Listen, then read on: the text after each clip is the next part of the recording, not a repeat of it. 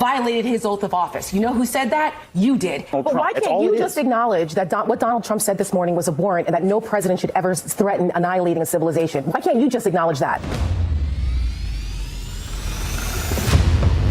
I'm Tara Setmayer, co-founder and CEO of the Seneca Project. We're an award-winning, women-led, pro-democracy organization building this movement from the ground up. And we don't ask permission. Kudos to the ladies at the Seneca Project. That is A+. In 2026, everything is on the line. We have to confront the corruption, the chaos, the cruelty, and we must demand accountability for all of it. Enough is enough. Play the clip. The Seneca Project. I'm incredibly proud of you guys. You won a Webby Award. We have to be very plain in the way in which we explain what's happening. My country doesn't care about me. Wow. Thank you for letting us debut that ad. It does not disappoint. They're doing a lot of stuff that the American people don't like, so they have to rig it. They are doing the best political content out there, and I would pay for that video alone. Wow. Can you make ads for me? What you're doing at the Seneca Project is, I think, so incredibly needed. So thank you, and I'm thrilled to be a part of it. We stepped up because we're fighters. We inform, we inspire, we galvanize, and we tell it like it is. He's giving a State of the Union address. He should be in handcuffs. He should be behind bars. He's the biggest racist we've ever seen, the biggest sexist we've ever seen, the biggest xenophobe we've ever seen. That's what the Seneca Project does. That's what makes us different. We're facing unprecedented attacks against our freedoms. We help voters, especially women, understand what's at stake. I got rid of Roe v. Wade. Will women have the right to vote tomorrow if you wave that magic Christian wand? No. This is insane. We must rise up and vote the bad actors out and win. The other side, they're well organized and they're well funded, and they never stop. So never forget, the most committed wins. That has to be us. So let's be honest. No one is coming to save us but us. We are stronger together. And at the Seneca Project, we stand in the breach when others are too afraid to fight back. Because American girls never back down. We're all in this together. So if you feel the same, please support our work and join us.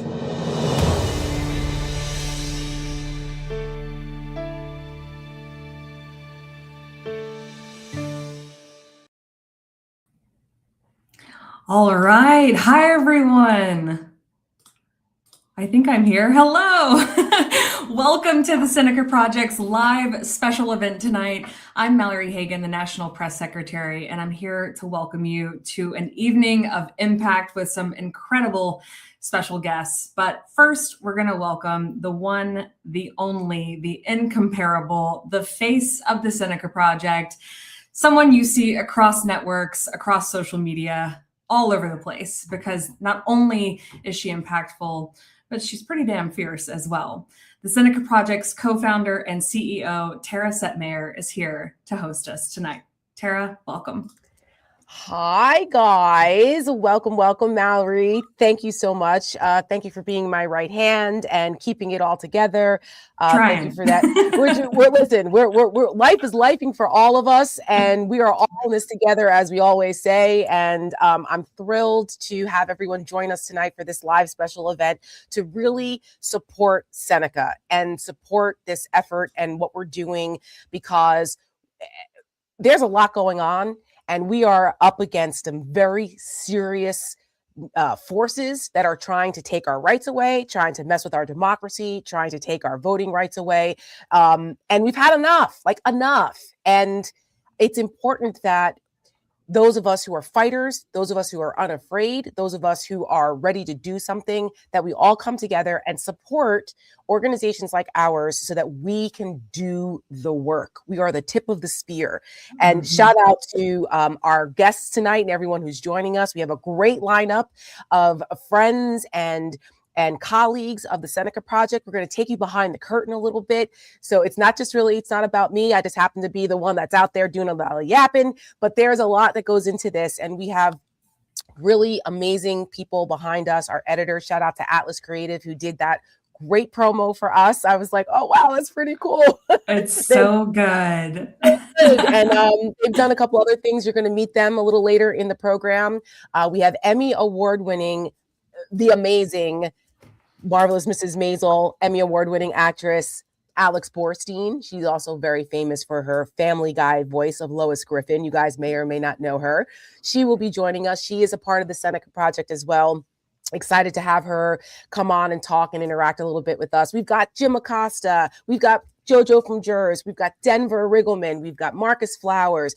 We have Mary Trump will be joining us tonight as well. Someone else who is a close friend and an ally and one of our advisory board members for the Seneca Project. We're all going to come together. We're going to show you some old, some new, some of our content. For those who are new and are unfamiliar with us, welcome to the Seneca Project. And it's all about 2026 right now.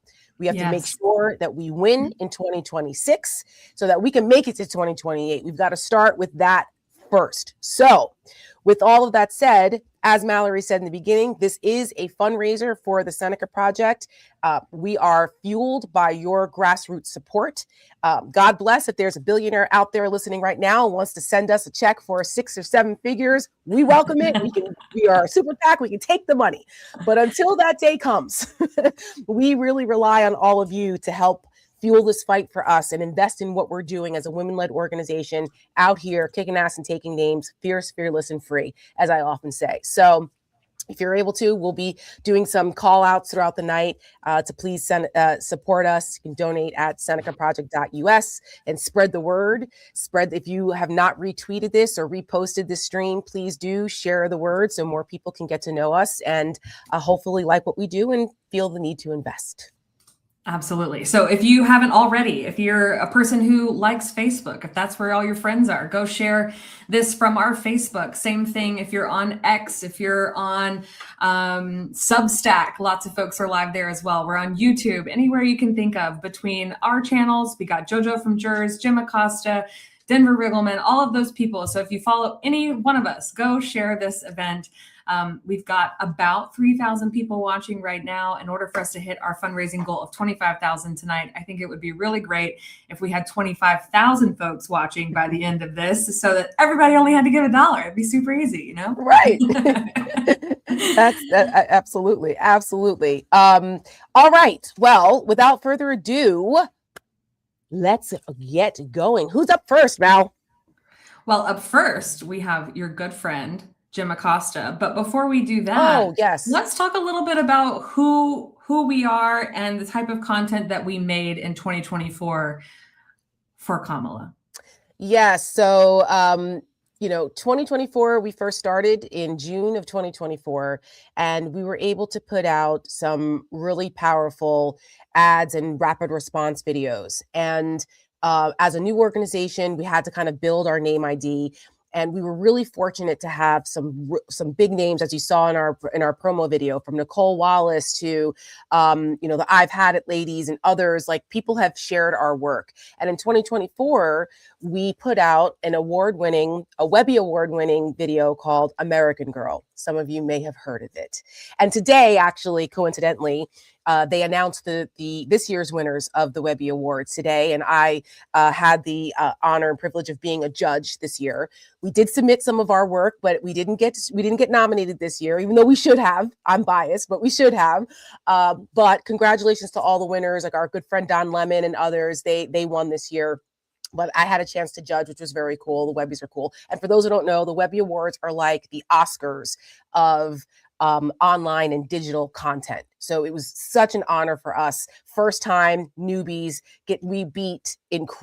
we had an incredible category. The people we beat the WNBA, Universal Studios, Disney. Yeah, it was crazy, and like some high-end luxury brands, and American Girl won out. And so we are going to start off, and we'd like to continue to still make award-winning content, which is why we're doing this tonight, so you can help us continue to do that. But we wanted to start off and just show you the type of work that we do and what you get when you invest in the Seneca Project. Here is our Webby award-winning video, American Girl.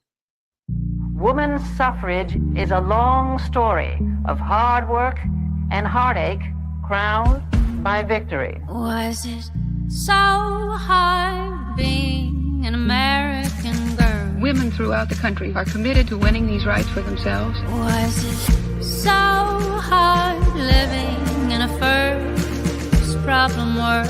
I'm Connie Chung, CBS News, New York. When the American promise is the land of the free, but I'm waiting for the bill for the air that I breathe. Was it so hard being an American girl? I do.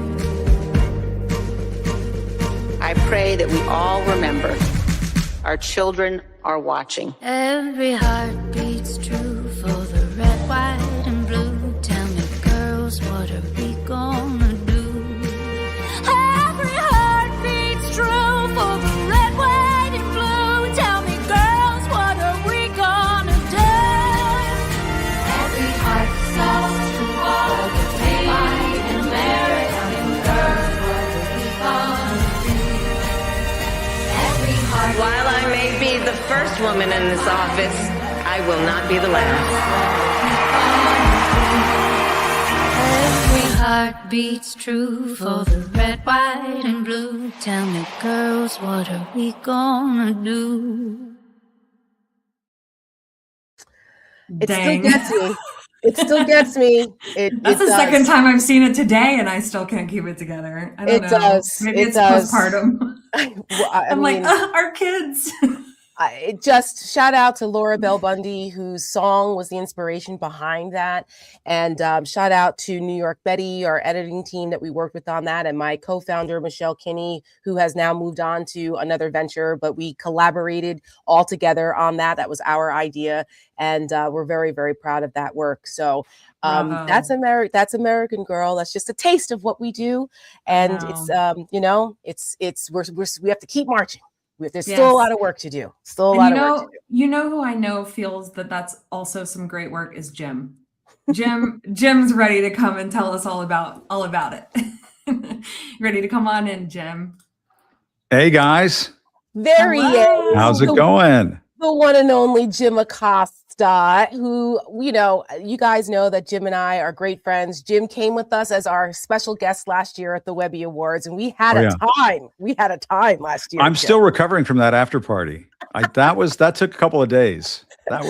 You guys are hardcore. I can't hang with that anymore. Oh, please. No, you're not that much older than us, for God's sakes. But there may or may not be video out there of Jim Acosta doing a 1-2 step or two at the after party. Oh my God. Please. I will pay any amount of money to bury those tapes. Please. That's how I got Jim to come on tonight, is because I said, if you don't come on and tell everyone how great we are, I'm going to release the video of you dancing at the after party at the Webbies. Yes. Blackmail. That's okay. We'll call it what it is. It's okay. No. It's Jim and I we were colleagues at CNN. We've been friends for years, and I'm so proud of Jim's success going independent. And when I told him what we're doing at the Seneca Project, and he was like, "Oh, how can I help? Let me see." And when I started showing him our videos, you were still at CNN at the time, and you're like, "These are fantastic." I said, "Thank you, Jim. I appreciate you." And so it was really cool to have you with us last year. And one of the highlights is that we got to hang out with Walton Goggins, who was super cool, down to earth. Remember? Yes. Fresh off of White Lotus season 2, I think it was, if I'm not mistaken. Yes. His table was right next to ours. He was incredible. Or was it 3? I can't remember. It might have been 3. Third season. Yeah. But he was very cool. He was very much in Zaddy mode. And I said something like, "Hey," from one zaddy to another, and he looked at me like I was not cool at all. Like I was definitely not a zaddy. Oh And I my still don't know gosh. what that means exactly, but I felt Yeah, like in that moment I should say that to him, I'm as telling embarrassing you. as that sounds. I know. It's like the lingo of the kids, those kids today, I tell you. Those But kids. you know, Yeah. but that's what this is really about, right? It's about what Yeah. we're doing, our pro-democracy fight, our fight for women's rights on top of that. Like, our slogan is galvanize women, save democracy. And it's expanded because it's like the save democracy part now because of Donald Trump getting back into office, and Yep. women's rights kind of everything else falls under that at this point.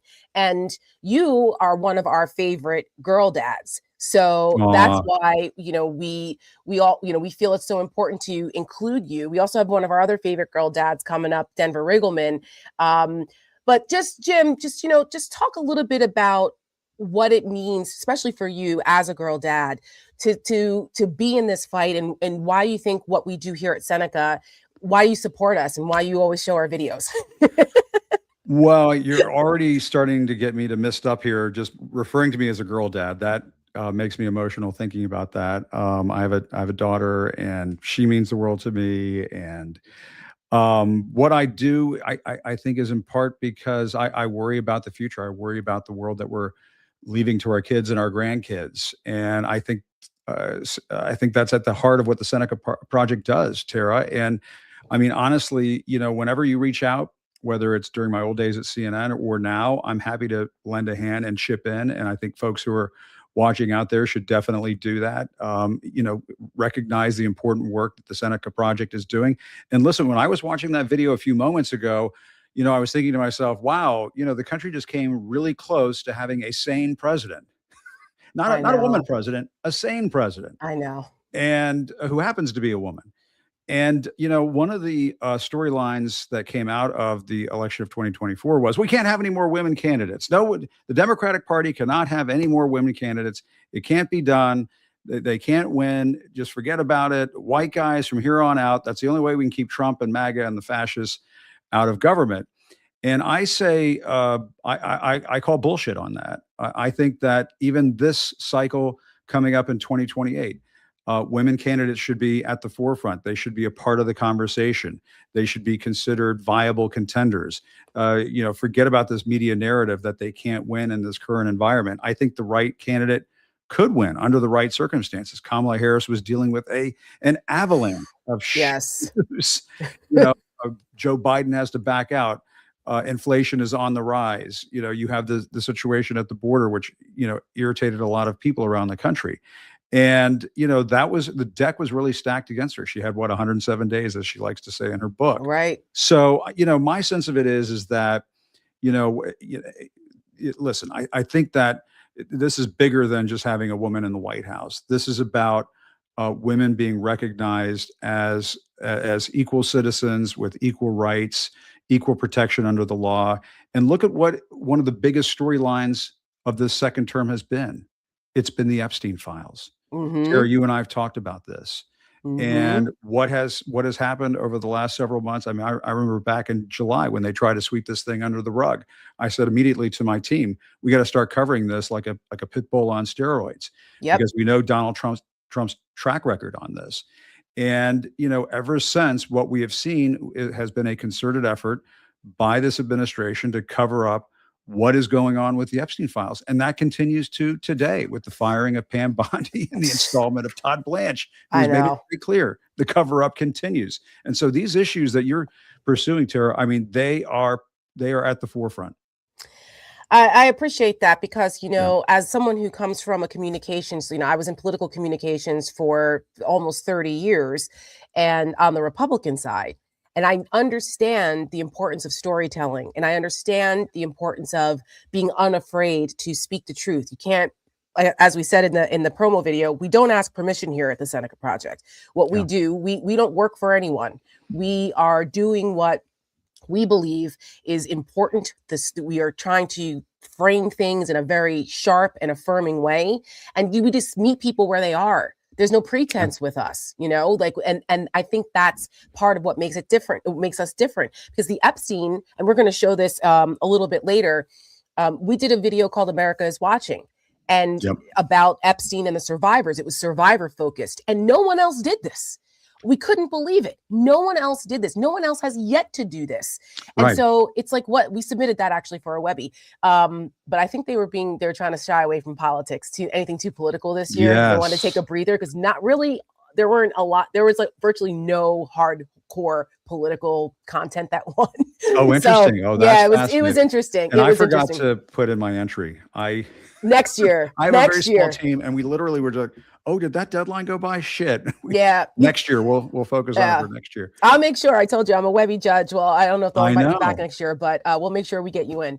But what you say is so important, Tara, because we've been conditioned to shy away from criticizing the dear leader. We've been conditioned to avoid heavy-handed criticism when it's absolutely warranted in this moment right now.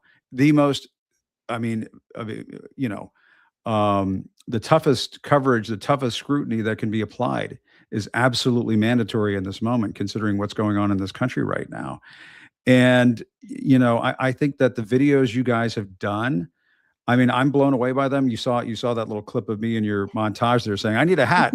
I need your videographer too, or your editor. I need it like this, how can I steal that person for a weekend and put some videos together? Because they really do hit home.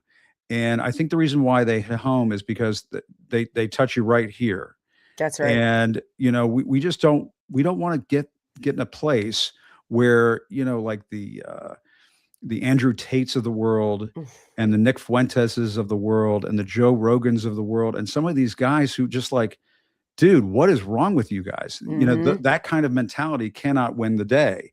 And so we need more voices like yours, Tara. We need more people like the Seneca Project engaged and involved in the public discourse. It's absolutely vital. Well, thank you so much, Jim, for reaffirming what we do.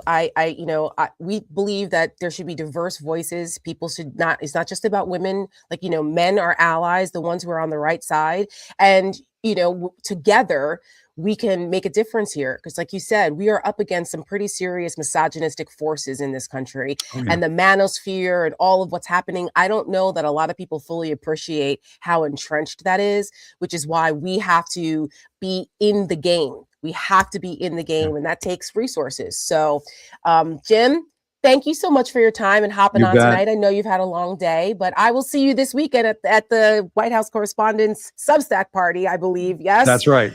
Not the dinner. You won't catch me at that dinner. No, Hells to the no. No, exactly. You had a great rant about that. Nobody who believes in the First Amendment and freedom of the press should be going to the Correspondents' dinner this year with Donald Trump going there. That's right. I agree with you on that. The arsonist in chief. He's coming in with matches and gasoline. Right. Folks better watch out. He's gonna. I think what he's gonna do is he's gonna go after the press, and in that moment, journalists they should get up and walk out. That's my personal feeling. It's similar to the State of the Union. I'm with you. Why put yourself in that situation where you become his prop in his reality show? And it's same situation is going to happen with journalists. And wouldn't that be something if they had the courage and, as I say in Jersey, if they had the balls to actually step up and walk out en masse in the middle of that? That would be glorious. So that's right. Forget about it. Yeah, forget about it. We'll be drinking at the Substack party. Jim, I love you, my friend, a man of integrity, and I will see you soon. Thank you so much. Great. Everybody loves Jim Acosta. He's the nicest, isn't he? He's just like the nicest guy. Mallory, I said he's so wonderful. He is so wonderful. Thank you, Jim, for coming to push folks in our direction. We really appreciate it. Yes. I got a chance to spend some time with Jim 2 weekends ago down in Charlottesville at UVA, because he's a resident fellow with me down there at the Center for Politics, and we opened the new building for Professor Sabato, and I got to introduce Jim and his lovely fiance Liz to some Virginia wines while we were down there. So I love it. Lovely. I actually saw someone commented earlier and said that Tara Setmayer and red wine was the perfect combination for watching the Seneca Project. Yeah, I can't say that I disagree. I do wish I had some wine now that I think about it. I know. I should go tell my husband to bring me a glass. I know. We should just holler into the other room and get some of that going. But I think it's just so wonderful, the relationships that you've been able to cultivate with so many people. across the spectrum, Jim being one of them, and the other folks who are here tonight in support of the Seneca Project. It's just really nice to know that there are so many people in our corner who are willing to lend us their influence and their audiences to bring attention to the great work that we're doing. And yes, that work is causing ripples, right? Like the messaging that we have done has shaped how people talk about this administration. And I'll let you elaborate on that a little bit. Yes. Before we bring in Denver Riggleman, who's going to talk to us about some of the extremism and the importance of calling this out and why some of these pressure campaigns. We do rapid response. We do something called hero ads, like American Girl's what you call a hero ad. I should have played Hope for Jim, and we could have probably gotten Jim Acosta to cry. Hope was our IVF ad that we did in 2024, that we did from the male's perspective, from the husband's, from the dad's perspective, because nobody else did that. Everybody focused on women in IVF, which is important. But we were like, you know who does have control over what we play right now? So we can. That's true. We can. Stick around, folks. Yeah, stick around. We might play Hope later because it's just another example of what we do that's different, because that other people were afraid to do. And I saw many grown men cry watching Hope. So maybe we'll save that for later. But some of the examples of rapid response videos that we do in response to what's happening in the media, we've got to do that so that people, because people have short attention spans, they're on social media all the time. So here's an example of one that we did in January that was called Good versus Evil. This was in response to what was going on in Minnesota. We were very upset. Wait, isn't that what we're doing? No, it absolutely is. I was going to ask you a question because I think some people might find it interesting. So you said hero ad and rapid response. Yes. And I know a little bit later, we're going to talk a little bit with some of the people who've done some editing work for us and have partnered with us. But just like top line, what is the difference in the production quality and the time that it takes to do a hero ad versus a rapid response so that people may understand? Yeah, so the hero ads take a lot more time and editing prowess to do, because they require some people. If you can go out and shoot them in the field, or you get actors to play in them. We don't have the budget for that, so not yet. We'd love to. We'd love to. But what we do is you have to take footage you take real live news footage, or you take stock footage of these things, and you put the story together. They're almost like mini movies, those hero ads. You're telling a story in 60 to 90 seconds, and like American Girl. So that takes a lot more planning and effort and a longer amount of time to do. You can put one of those ads together, and budget. Yes, they're a lot more expensive to produce. Now, rapid response ads, you can turn those around in a day. Or you could turn them around in, a couple hours, or because the idea is to respond to the news. So you have to be quick. So and they can be anywhere from a minute to 90 seconds usually, or they could be a little longer. It depends on whether you're placing them. So when you put money behind the ads and you place them on broadcast or in digital, they have to be 30 seconds or 60 seconds. That's it. And actually like 27 seconds, because you have to put a disclaimer on them. But if you're just doing it on social, you have a little more breathing room. So that's the difference between rapid response, just like it sounds, and the hero ads. Yeah. So we're going to play Good versus Evil, which is one of our more recent rapid response videos. Yes. Right. Ready?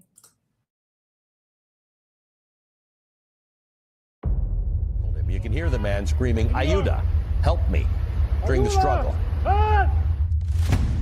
ICE agents dragged this pregnant woman across the street. Are we really going to be the Gestapo? Where's your papers? Is that what we've come to? I know right here.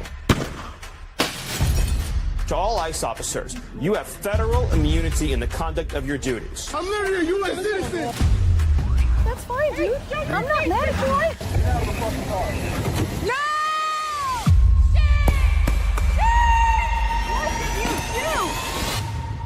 The precedent here is very simple. What the fuck did you do? You are a fucking criminal! That guy is protected by absolute immunity. We will find you. You will never return. They're fucking up this community.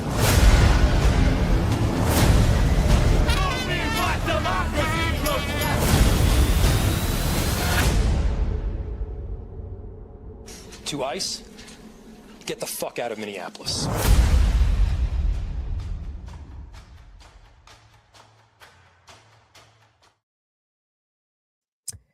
Like I said, we don't ask for permission because that's real and people needed to see that. So it was important for us to get that message out. And we saw what happened in Minnesota. The good people of Minnesota rose up and they got those bastards out of there for the most part. I mean, ICE it's still a problem. We still have things going on. And unfortunately, we made that before the Alex Preddy murder, which is just added a whole nother level to it. But that's an example of one of our more recent rapid response videos. So with that, I would like to bring in our great friend and another favorite girl dad of ours, and also on our advisory board, the one and only former congressman from Virginia, Denver Riggleman. Denver. Hello. Hi. I should be drinking some of your whiskey, but we are out and you were traveling when we were down there last weekend. So I need to re-up on my silverback whiskey from down there in Afton, Virginia, your honey whiskey. Normally I would have that, but instead I'm drinking Virginia wine from down there instead. It's okay. I mean, I won't hold it against you. You know, wine is fine, but liquor is quicker. Says the husband of the award-winning hooch mama himself, right? I mean, wine's great. I mean, I don't hold anything against wine, but you know, some brown water bourbon or honey rye or straight rye whiskey or maybe a little snort of scotch. I'm kidding. Listen, it's awful. All of those. Well, scotch is lovely. I wouldn't snort it, but with a good cigar, a nice single malt scotch, it's a good night. It's a good night. But you know, Denver and I, for those who don't know, Denver and I are great friends. He was one of the first people to help us get Seneca Project off the ground. You were one of our first donors, and I will never forget that when I brought you the idea and you said, "Count me in." And you've been with us ever since, and I'm so grateful to you for that. I think it's important for people to understand that we are really up against some serious extremist forces, and being able to communicate the message and get people to understand what's at stake, having to put those pressure campaigns on them through what we do in the storytelling and content and messaging space. Just talk a little bit about the importance of that and some examples of the extremist crazy shit that we're up against that we've got to fight back. Well, I mean, I think the thing that's so cool about Seneca Project in your question is I think you identified something right off the bat, you and the Seneca Project team, is that sociopaths only respond to pain. And I think that's really all they respond to. And I think what we're looking at the extreme elements in society, we can go backwards, you know, from present to past, but we can start with the Palantir Tech Manifesto, where the last 3 or 4 statements reads like some kind of alt-right neo-fascist tripe all the way back to January 6th and everything that happened in between. And if you go, you know, from back to front, then you look at the ridiculousness of this cabinet, look what's happening around the world, the global failure of America, politics in the United States, medical coverage. You're talking about nativist and nationalist type of language that's spewing out of the administration, the people around Trump. You're looking at all that, and obviously the Epstein file debacle and everything that's happening there, and how women have been disabused and absolutely just destroyed in their lives based on the lack of protections and the lack of care that comes from, you know, a president that's been adjudicated for sexual assault. I think you need a counterweight to that. And I think that's the Seneca Project. My gosh, I swear to God, I didn't practice that, but you know, I've been doing this a long time. And because of that, I think everybody needs to go give. And I don't want to say this isn't a bragging thing at all, but you're already closer to your goal. Something slipped out of my account just now when I was on. So you guys are already rocking and rolling. So just to let you know, I think people should scan. And by the way, if I'm looking at the comments, right, and the people that are on here, and as we're going forward, and you can ask me everything. Listen, $5 to $10, you know, go for it, right? $15 to $20, go for it. But I have some thousands of people. You have thousands of people. People have thousands of people. You know, it's great to get out there, right? So right now we're already getting close to that goal. So you guys, you know, get there. When I say close, well, 125th, you know, from me. But, you know, let's go, right? Let's rock and roll.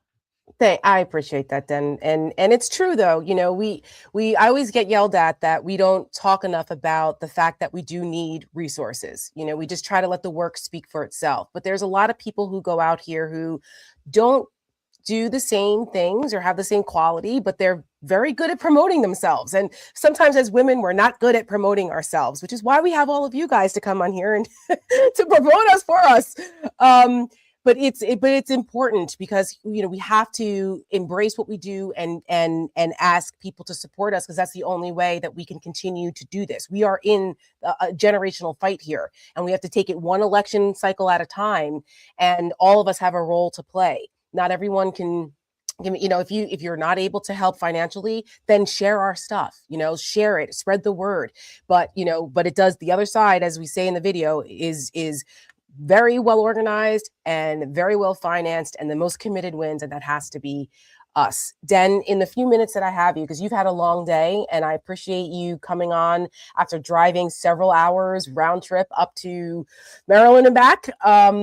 I don't want to keep you too late, but I want to show something that we put out. We were one of the first organizations to raise the alarm bells about Project 2025, and we called it Pay Attention.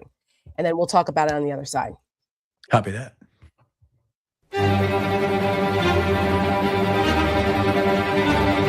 I think this video has made me rethink the 19th Amendment. Will women have the right to vote tomorrow if you wave that magic Christian wand? No. A federal ban on abortion, ban mifepristone, ban stem cell research, and expand access to fertility awareness family planning methods. If you dress like that and you get raped and I'm on the jury, he's going to go free. If you're in your early 30s, I'm sorry, it's like you're not as attractive in the dating pool as you were in the early 20s. There has to be some form of punishment. For the woman. Yeah, there has to be some form. These women are getting paid salaries to play for a league that, economically speaking, shouldn't exist. Abortion's not health care. We are in the process of the Second American Revolution, which will remain bloodless if the left allows it to be. The Project 2025 plan is not a game. Look it up.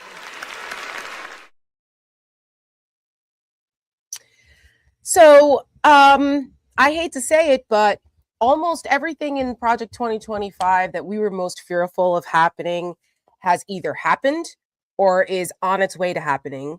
Not only the assault on women's rights, not only what they're trying to do, what they did with Doge and destroying a lot of our institutions, but then you wrote a whole book about this. You were also on the January 6th committee as a technical advisor. The SAVE Act and Donald Trump's executive orders attacking our election integrity and our rights to vote and the system. Just talk a little bit about the need for us to really, really hammer it home to people to understand what they're trying to do here. You know, the warning about Project 2025, when Project Heritage puts something out like that, and everybody on earth that is above, you know, an IQ of moron is saying we need to take a look at it, we need to analyze it. And now we have Project 2025 is the baseline national, domestic, and foreign policy for the United States of America. And when you see people like Matt Walsh and Joel Webb, and first of all, what is it about the colored beard guys that want to have their little Calvinist beards, right? And they want to color it so everybody looks the they demonize women, and you know they don't like women's suffrage. But what it comes down to is this form of American Christian nationalism equals misogyny. It's that simple. Mm-hmm. And I know people already realize I'm not terribly religious, but I believe in religious freedom, but I believe in freedom of thought over that, because that's what America's built on. But what I don't like and what I'll fight against, and it makes me want to bar fight when I see those pasty-faced cottage cheese idiots pop up and say this type of stuff, right, is that you need to have individuals that are willing to ideologically, politically, and morally throat punch them with commercials, with messaging, and with the things that you do there at the Seneca Project. So I don't want to be incredibly blunt and incredibly, confrontational, but you have to be confrontational. And I think what you're doing, your ads and things like that, are very important. Lastly, and I know that you have so many people. Lastly, what bothers me is that people aren't afraid to put out clickbait and hyperbole and bizarre thumbnails. Donald Trump poops himself, is the number one thing out there. Yeah. When you're building ads that are so incredibly important. And I think people need to go back and look at the body of work of Seneca Project, look at what they're doing, go sign up. And even if it's $5 a month, $10 a month, $1 a month, everything helps this wonderful team who do most of this on spec. They're not getting rich doing it. My God. Sadly, they've sacrificed more than they've made. And that's part of my MO, is that I support people who care more about service than themselves. And that's the Seneca Project. And I hope that people take what I'm saying and can trust me to say that I know that these individuals are trustworthy, but they're brilliant and talented. And if you want to, ideologically kick people in the head with goodness and ads, I think it's the Seneca Project. Denver Riggleman, you're going to make me choke up. This is like the second time tonight that I'm already getting teary-eyed with this third, between American Girl, Jim, and now you. Dan, I appreciate you. Thank you so much. And, we are so aligned on the understanding the gravity of the moment that we're in. Sometimes you and I just kvetch about like, what is happening here? We lean on each other. Sometimes it's just vent and get it out. And then we keep marching. And listen, and I know you got other people, but I want to tell everybody, Seneca Project is one of the vanguards of the coalition of the sane and the rational. That's all I want to say. They're sane. They're rational, right? They're not insane like everybody in this administration. Yes. Anyway. And Denver has a coalition of the sane. I have his T-shirt, which is. Oh no, I stopped. It's the Denver After Dark stuff now. I am now granting you the mantle. You have the mantle of coalition of the sane. I don't even know why I went into an accent all of a sudden. I don't know what Arnold Schwarzenegger had to do with this. I'm like Ivan Drago. We will break you here at the Seneca Project. But no, he was the bad guy. Well, I just turned him good. You know what? Well, I guess, yeah. He's American Drago now. Yeah, I guess so. Well, anyway, Dan, oh my gosh. You guys, if you ever just hang out with us, it's like this, just with whiskey. Dan, that's right. Thank you so much. I love you. I appreciate you. Again, one of our favorite girl dads. You've got daughters, you've got granddaughters. So this fight is not only for you as a veteran, as a intelligence officer, as someone who understands extremism, someone who has a very successful, AI, cyber intelligence business, dealing with a lot of bad things, trying to make the world a better place. You are mentally a dad that just wants to have a better place for your daughters and granddaughters, and we love you for that. Thank you, Dan. We all love Denver, but let me tell you what, he might be warm and fuzzy now. I wouldn't want to get into a bar fight with Denver Riggleman. Let me tell you right now. I've seen when his mind clicks and he gets really serious and focused.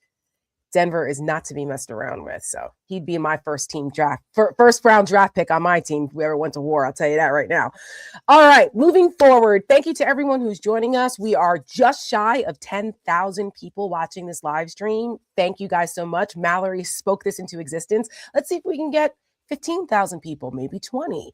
Maybe we can convert that into dollars. Let's see how we're doing on that. But thank you to everyone. We're going to continue on with the program. Next up, we have one of our coalition partners you may know him, you may look familiar, the one and only Marcus Flowers. He ran against Marjorie Taylor Greene down there in Georgia. And do we have Jo? Is she with us too?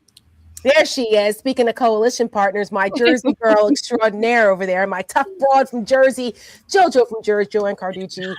I'm so happy to have both of you on to talk about the importance of coalition building, because we all talk about how we are in this fight. We're all in this together. And without joining forces together, we all bring different skill sets to this. We're not going to win. We have to partner and have coalitions, and because that's the only way we're going to come out of this. So, Marcus, I'm going to start with you first. Okay. Because last year, Marcus and I had a conversation about, holy shit, Donald Trump's back in office. What are we going to do? How can we continue to keep the focus on what he's doing? And we knew that Donald Trump would end up betraying all of his people, right? All these people that voted for him. And we knew that he doesn't give a damn about any of that. He just wanted to enrich himself and enrich his friends and dismantle the government and go after his enemies. So last year, Marcus runs Hold the Line. We partnered with them to produce a series of ads with the through line of betrayal. Again, Seneca Project ahead of the curve, because now you hear people talking about Donald Trump betraying, and we were like, yeah, we started that last year. Thank you for catching up. But I just want to show the video that we did with you in partnership with Hold the Line, and then we'll bring you back in and we'll talk about the importance of coalition. So here is Betraying the Brave. The golden age of America has only just begun. Veterans will suffer. It will be like nothing that has ever been seen before. Friday night Pentagon purge. President Trump has just fired the chairman of the Joint Chiefs of Staff. Truly unprecedented. And we take good care of our veterans. Veterans are being fired. We've been betrayed. Absolutely betrayed. A slap in the face. I feel let down. I feel like I'm not good enough. We love our veterans. The president referred to them as suckers and losers. We're not losers. We're not suckers. We care about veterans, but at the same time, we have a fiscal responsibility to use taxpayer dollars to pay people that actually work. We don't deserve to be treated like this. Perhaps they're not fit to have a job at this moment. These people are brave, patriotic Americans that go to work every single day. We have hundreds of thousands of federal workers who have not been showing up to work. I put myself in harm's way for the country. We put our whole entire life into public service, and all of a sudden, one man comes in and throws it all away. Elon Musk, who is in the gallery tonight. If Elon Musk does what he wants to do, between 200 to 300,000 veterans are fired this year. Any federal bureaucrat who resists this change will be removed from office immediately. Veterans make up 30% of the federal workforce. Combat veterans. It's your neighbors. We want to work hard. We want to help people. These warriors who shed their blood. The Department of Veterans Affairs dismissing more than 1,400 probationary workers. Can you guarantee that veterans' benefits and care will not be affected by these cuts? No, I can't guarantee anything. I just feel like I've just been swept up in a dustpan and thrown out. I voted for Trump. A lot of us didn't deserve this.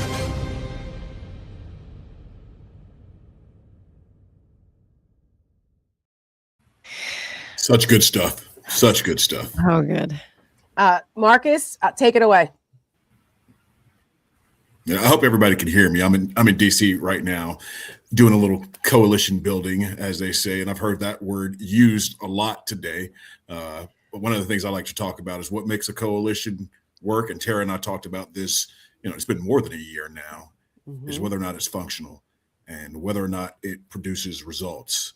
And I think that what we built between Seneca and Hold the Line is something that works because it's complementary. We're not duplicating efforts. We're actually strengthening each other. At Hold the Line, we focus on mobilizing voters, supporting candidates, and driving action.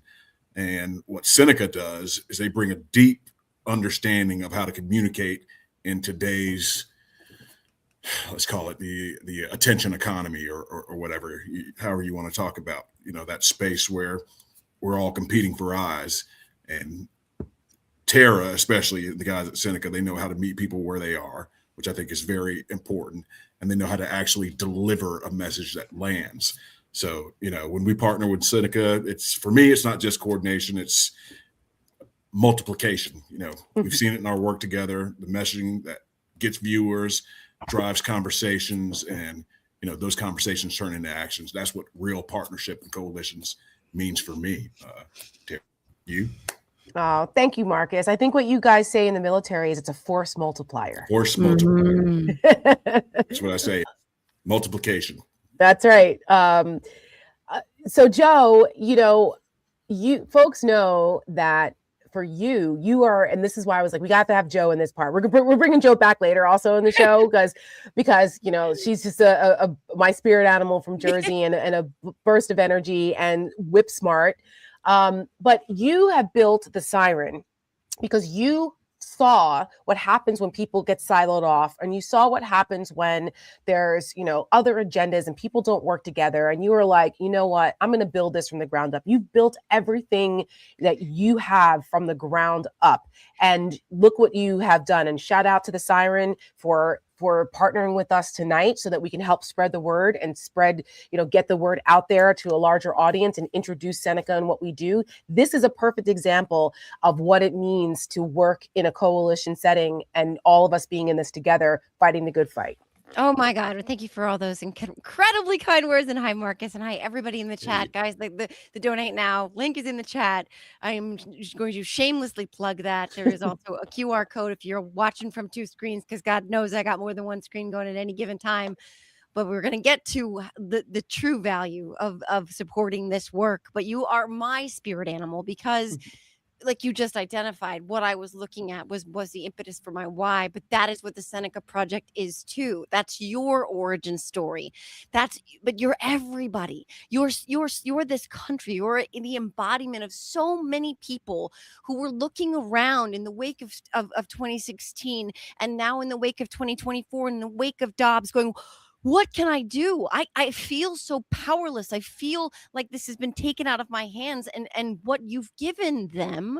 And cheers. I have a MAGA Tears cup of wine myself here. Cheers. Yes. To that. I don't have a Virginia red. I have some kind of red blend with a skeleton on it. That's fine. But you are those worries and that anxiety embodied in action. And that's the answer and the antidote, right, to this moment that we're living in. And everybody in this chat, everybody watching on all of these socials, like, this is what you can do. You can do a little bit. And I know we're going to get again to all of that, but I want to just put that out there first, because you're sitting there, if you're feeling hopeless and if you're feeling disenfranchised and disheartened, just giving $1, giving $5, giving $10 to creating content. Marcus said it. This is an attention economy, and videos are currency. And I will say this till the day that I die. Seneca Project makes the best videos. American Girl, I cried again watching it, is the best political ad I've ever seen, ever in my life. And I've lived 52 almost years. I want to quote something real quick on the power of coalitions, because this is the moment we are in. We must indeed all hang together, or most assuredly we shall all hang separately. Yes. Benjamin Franklin. Yes. And that's what this moment is. That's what everyone in this chat is. That is what Marcus's group is doing. That is what your group is doing. That is what the Siren is doing. We have to lift all boats. We have to most assuredly not hang separately, right? We need these coalitions, that the way through is together. That was always going to be the way. We, the people, are the ones who are coming to save us, and we need to do that by supporting each other, uplifting each other, sharing each other's victories, and being there for each other in times of strife. And that is why I'm so proud to be a part of this, and so proud to be affiliated with Marcus, with Seneca, with everybody on this incredible live event tonight. Can I just say something really quick, Of Tara? course. And Joe, you just made me think of something. If that partnership is an engine, but amplification, and that's what everybody joining us now can do. That's amplification is the fuel that we need. And we also need dollars as well for Seneca. We do. But we'd also need your amplification. Go out and tell people. There's a misconception that scale comes from money alone. It doesn't. It helps, but real scale comes from people. It comes from that trust that organizations like Seneca and Hold the Line and the Siren are building, and that's from creating, good. It creates good outcomes, but these are things that we choose to share. The content that Seneca Project puts out. So, it's sorry about that. It's my alarm to go, but other meetings. Sorry, but yeah. That's okay. The word amplification fuel. That's the message, guys. Go out, amplify, share your money, share your time, and organizations like Seneca will keep reaching out to people and saying those things that you want to say. Oh my God, so true. So true. And the word patriot keeps coming to mind, right? Because I met Marcus briefly. I think we met, I forget, maybe in Washington, but I know Tara. And I know your hearts, and I can speak to what you're doing this for. And I know that it is truly a love of the promise of this country and what we can be. And I know that that's what has united all of us together. And so that's a coalition I want to be a part of. Yeah. Listen, Me too. you guys are, so, it's an honor and a privilege to be in this fight with folks like you who are that have a servant's heart. I mean, Marcus, you served this country honorably in the military. Joe comes from a military family, and her dad served in the government. Her sister serves. My grandfather was a World War II veteran. And a police officer. I'm married to a federal officer. We are the American dream. This is what America is. We represent that. We all have blue collar backgrounds and are still proud of this country and want to fight for the ideals. Warts and all, this is still the greatest country in the shining city on a hill. And we're not going to let Donald Trump and those other bastards take that from us. So with all of that, I'm so proud to be in this fight with you guys. Thank you so much. Joe, we're going to bring you back in a little bit. Marcus, I know you've got to go. You're a busy man and in high demand. So take you in the cowboy hat and go carry on to the rest of your evening. Thank you, my friend. We will see you soon. Thank you. Keep doing the good work. Godspeed. It's so good to see everybody here who, we were talking about is here for the purpose of doing the work. Right. I think one of the things that we see often in this world, and I was just having this conversation earlier today, is that there are so many people who are grifting. Yes. This world is full of people who just want to make a quick buck and who don't genuinely care about saving our democracy or doing the right thing. And so I really want to just highlight that it's really nice to be in partnership with other people whose main focus is doing the right thing for the country, and everything else kind of falls by the wayside, even to our own detriment sometimes.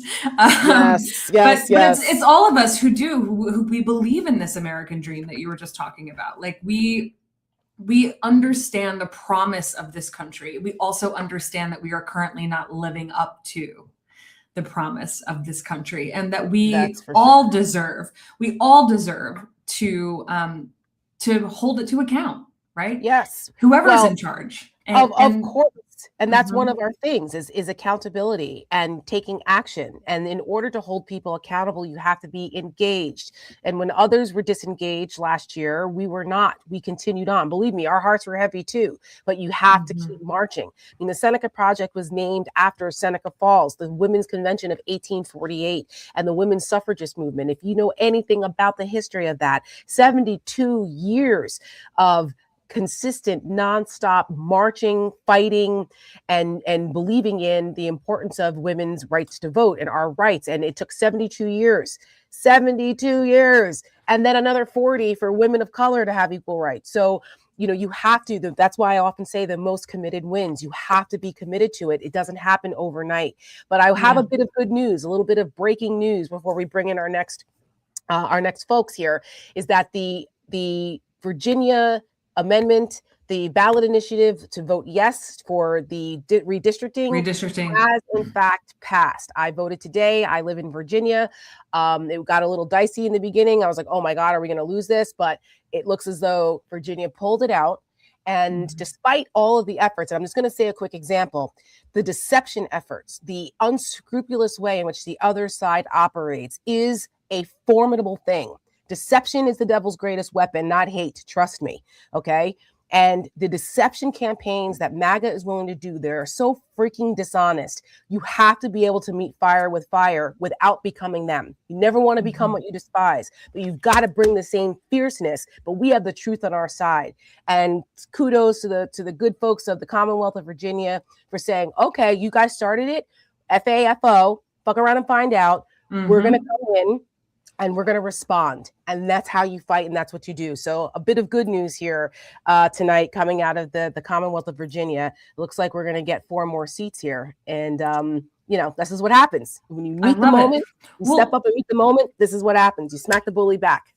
It was the conversation about Democrats and Republicans being good at mobilizing versus organizing. And I think Democrats are waking up to the fact that we have to mobilize, of course, and we're good at that, but then we have to stay in it, as you were just saying. And I really wish some people here that watch, especially every Thursday night, you can watch the stakes.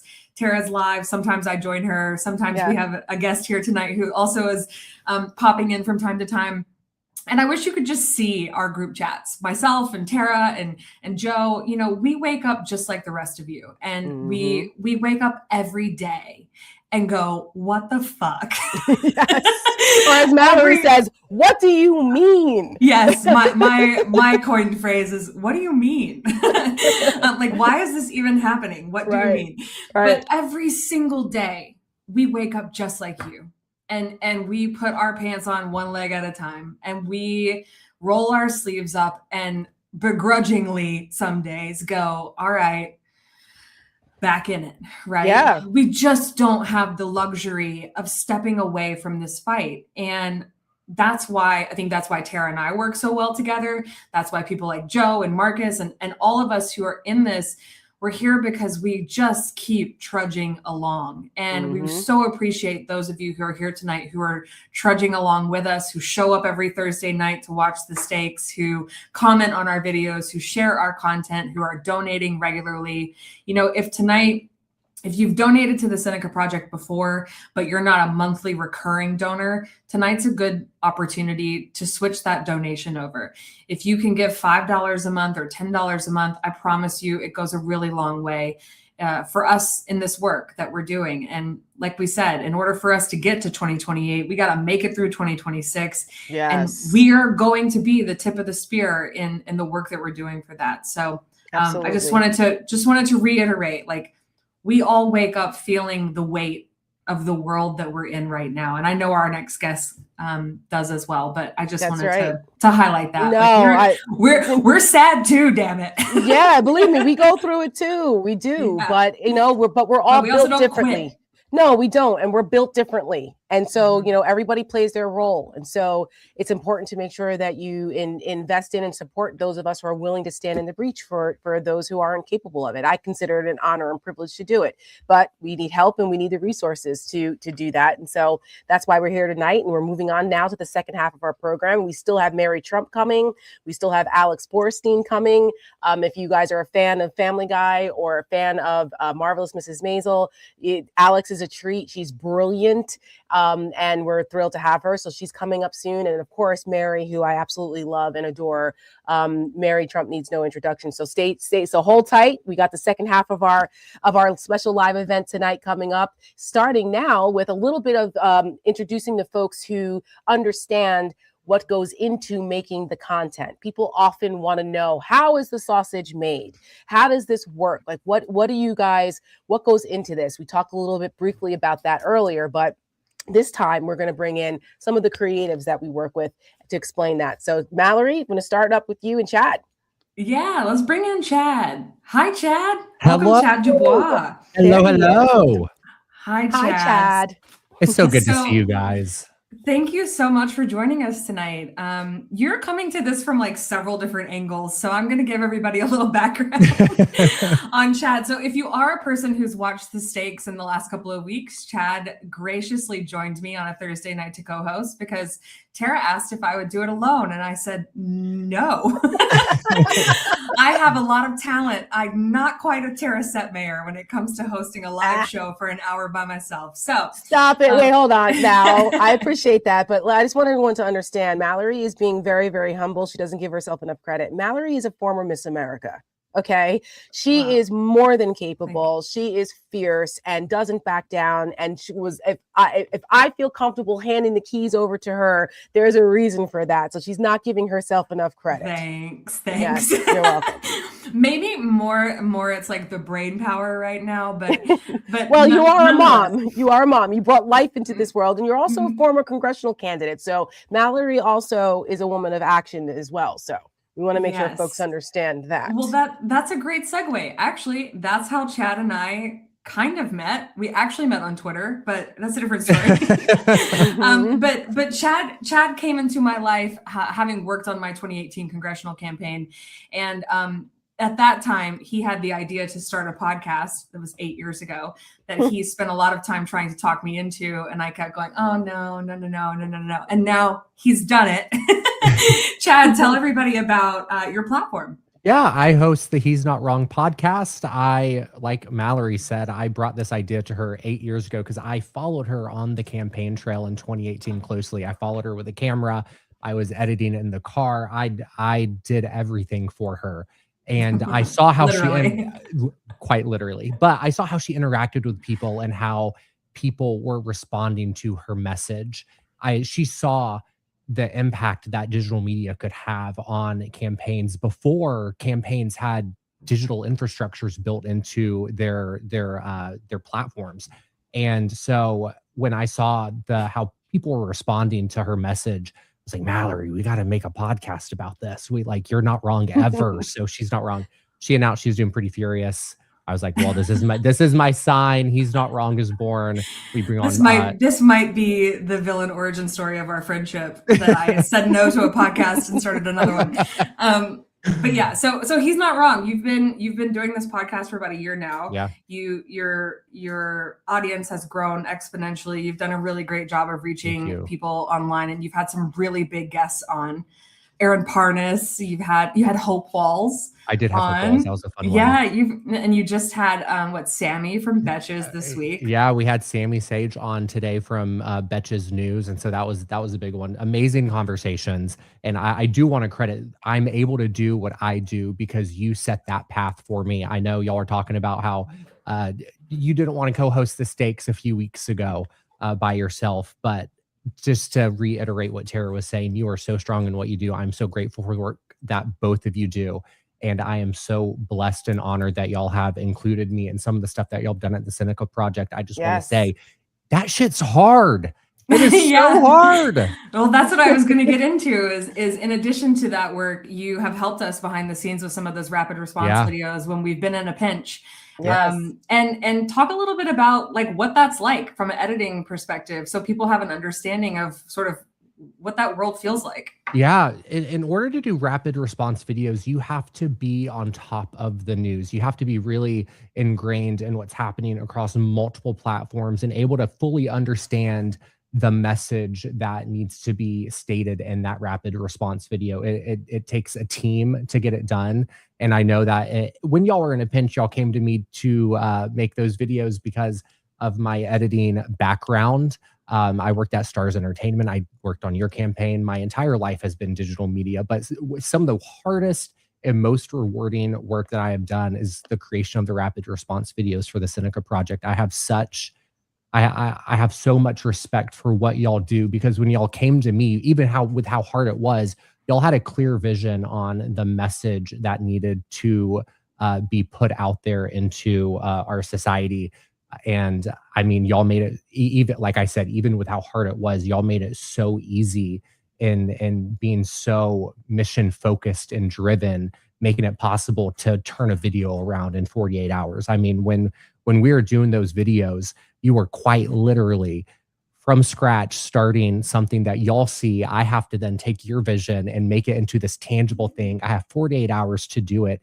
And like I said, it is hard work. And y'all are doing it, and it takes resources to do it. So I just want to drive people to understand the impact that their dollar has when they donate, because I mean, this work isn't cheap. It's hard. And every conversation, every meeting that I have had with you guys when we're creating those rapid response videos, there has not been one moment when you have not been so driven by the mission to make it happen. And that's been inspiring to me. And it's what allows me to be able to do a video in 48 hours. Yeah, I hope some of that has translated to you're making some really great content, Chad. And we really appreciate the work that you've done for the Seneca Project. And we've got some other folks here who have done some work too. So we're going to let you go, and we appreciate you being here to drive the mission home. Let me check where we're at for our fundraising totals tonight. Oh, we're a little over $2,000. We've got some ways to go, folks. So I'm going to put that QR code back up, and we're going to bring in some other folks to the chat. Chad, thanks for being here. We love you. Thank you. Bye, I love Chad. you guys. Bye. QR code heading back up. We want to bring in our other friends. Yes. Before we bring in the great Alex Borstein, we want to bring in our editing team, women-led. Are the lovely ladies from Atlas Creative, who have really made some incredible ads for us so far. We've just began working with them in the fall, And it has really just been a delight because, like I said, it takes a village. We have the vision, but we need the people with the skills to put that vision into the content that you see. And so, and it's not easy. Chad was, he helped us out with the Afton Bain race. We were able to do a veteran focused ad down there in Tennessee 7. Which was really, really important. Even though she didn't win, but she came very close. And you know what? Let's just pause for a second and talk about how we are not willing to walk away without turning over every stone. In order to do that ad in a way that was inexpensive, guess who did the voiceover work? We needed a Southern man. Yes. My grandfather did a voiceover from his closet for us to pull that ad off so we could run something in Tennessee. And I think like that just goes to show at Seneca Project, we are unflinching, we are scrappy, we're going to get it done. Yes. And we had to do that because no one else bothered to target the military veterans in that district, which there were a lot of, to tell them, by the way, you might have voted for Trump before, but he's betraying you. So we had to step in, and we were limited in our reach and what we could do, but we did what we could when others wouldn't. So if we had more money, we could have run it in a wider area. But that's our plan for 2026. We need to be able to actually put these videos and the content in front of people, or else it doesn't have as much impact. And we've got a bunch of swing districts that need to see the content, but that takes money to do. So and we're up against a behemoth. So before we bring in Alex, let's bring in Atlas, let's bring in Sherry and Esther to introduce them to our Seneca Project supporters and those out there, and they can see some of the lovely ladies that we work with here.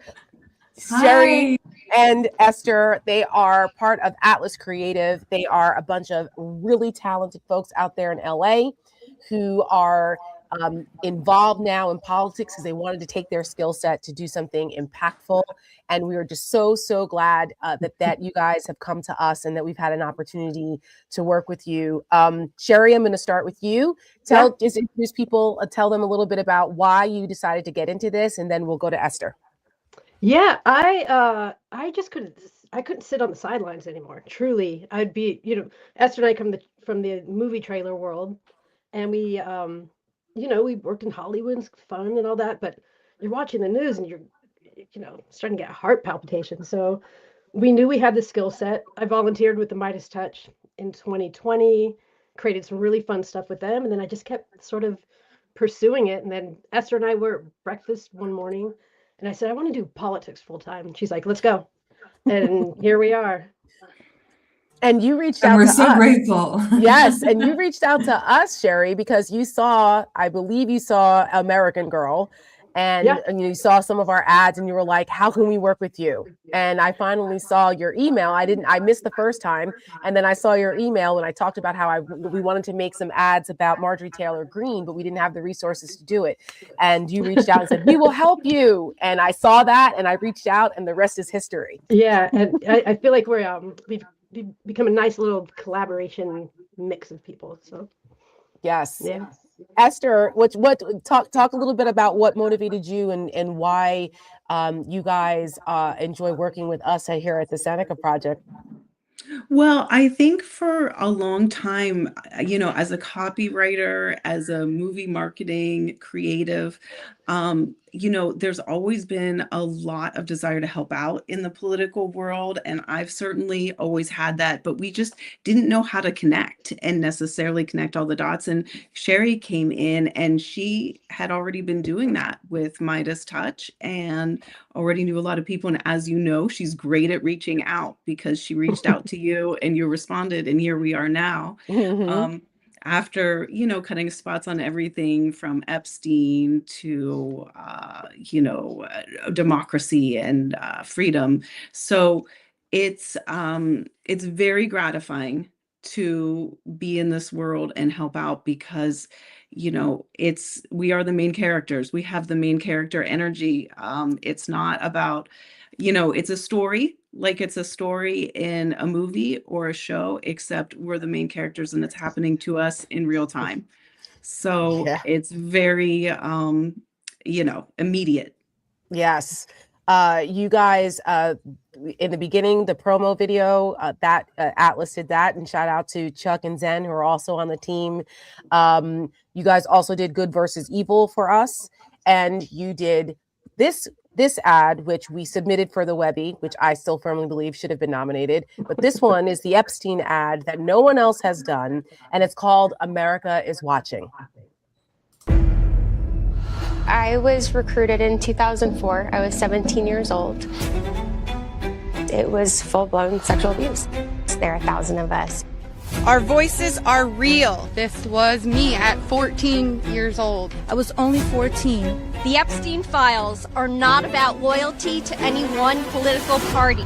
Shame on any elected official who obstructs truth and justice for the American people. The president's got the power to release the Epstein file right now. I believe he's trying to protect friends and donors. The massive distraction by the Democrats. I am traumatized. I am not stupid. The House voted 427 to 1. The bill is passed. The whole thing is a hoax. I'm deeply disappointed in this outcome.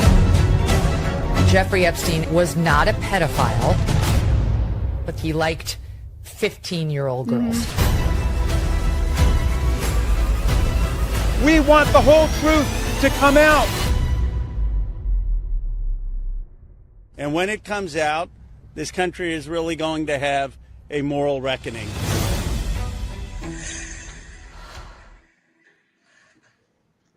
Gosh, man, that was a collaborative effort on our parts, and with Esther, she's a writer, and we worked on that script together. And I said, America is watching, because we were so infuriated by the response of Republicans that were just letting these predators go and didn't think it was important. And I said, America is watching, and Esther said, that's it, and developed the concept around that. And Sherry and the editors put it together, and it just, man, that, as the kids say, it slaps. It does. Yeah. And it's been really interesting to watch develop around that, because that ad is obviously still very timely. Yeah, people are still sharing it. Even though we're in the midst of, we won't go into the news of the day, but what they're doing is working, right? We're not talking about the Epstein files in the news cycle every day like we should be. So that ad is still circulating quite well online. But one thing that people keep commenting is it's not just America, the world is watching. Right. And I think it's really powerful that it's kind of taken on that life form where people from around the globe are commenting and saying, hey, not just you guys, we're looking at what's happening there too. And I think that's really powerful. So thank you all for that great work. Yes. And for the great work on our fundraising video that we're going to show again. Yes, we will. But we just wanted to give folks a taste and introduce you to the world and give you guys the credit. We worked on, we also did, we worked with Indivisible for the No Kings ads, and you guys put together for us. Now, that was a real ad, but we did it in a couple of days. We put together the week ad for Donald Trump to try the audience of one, which is another type of ad that we do. And you guys nailed it. And your friend Georgia Fox was the voice of that, and she nailed it, and it was great. Another example of some of the coalition collaborative efforts that we do, and being able to deliver for hard-hitting stuff that no one else will do. So, ladies, thank you. We appreciate you, and we're going to be showing some more work from Atlas in our collaboration with them shortly. Thank you so much. Honored. Guys. It's so great collaborating with you. Yeah. We love you guys. And they're just so chill because they're LA people. They're like, I know, I just love them. I love them so much. Me too. But I think we should show folks their latest creation. Should we not? Yes, let's do it. And then we're going to bring in another very chill. Well, she's not really LA. She's Chicago and like super cool, but she lives in LA. But we're going to bring in Alex Borstein after this quick video.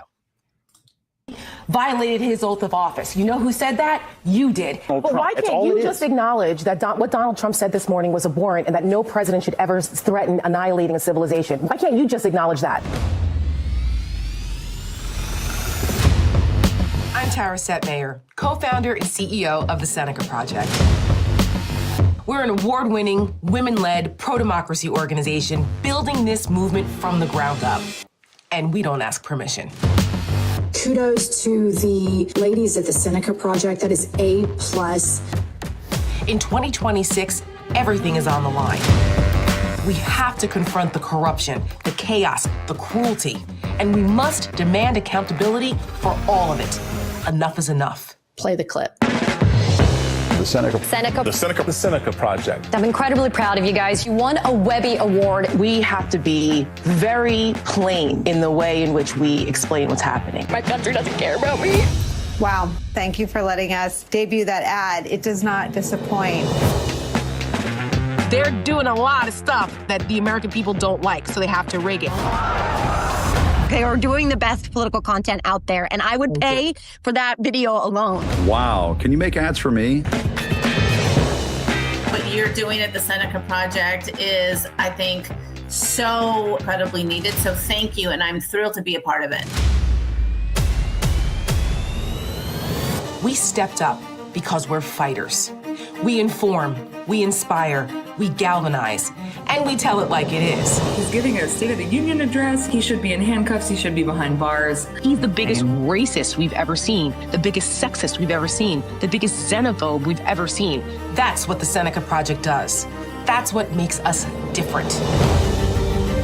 We're facing unprecedented attacks against our freedoms. We help voters, especially women, understand what's at stake. I got rid of Roe v. Wade. Will women have the right to vote tomorrow if you wave that magic Christian wand? No. This is insane. We must rise up and vote the bad actors out and win. The other side, they're well organized and they're well funded, and they never stop. So never forget, the most committed wins. That has to be us. So let's be honest. No one is coming to save us but us. We are stronger together.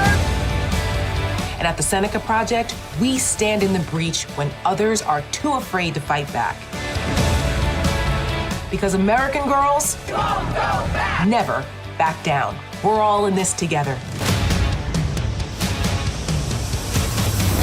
So if you feel the same, please support our work and join us.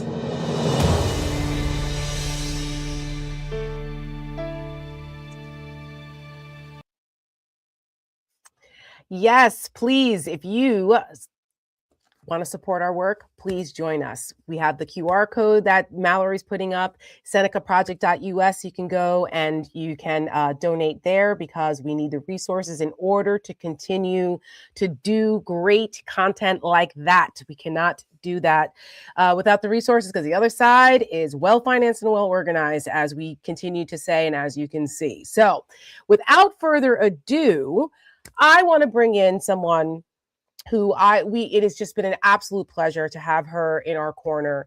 Alex Borstein was one of our first supporters. She helped get this organization off the ground when we started it in 2024.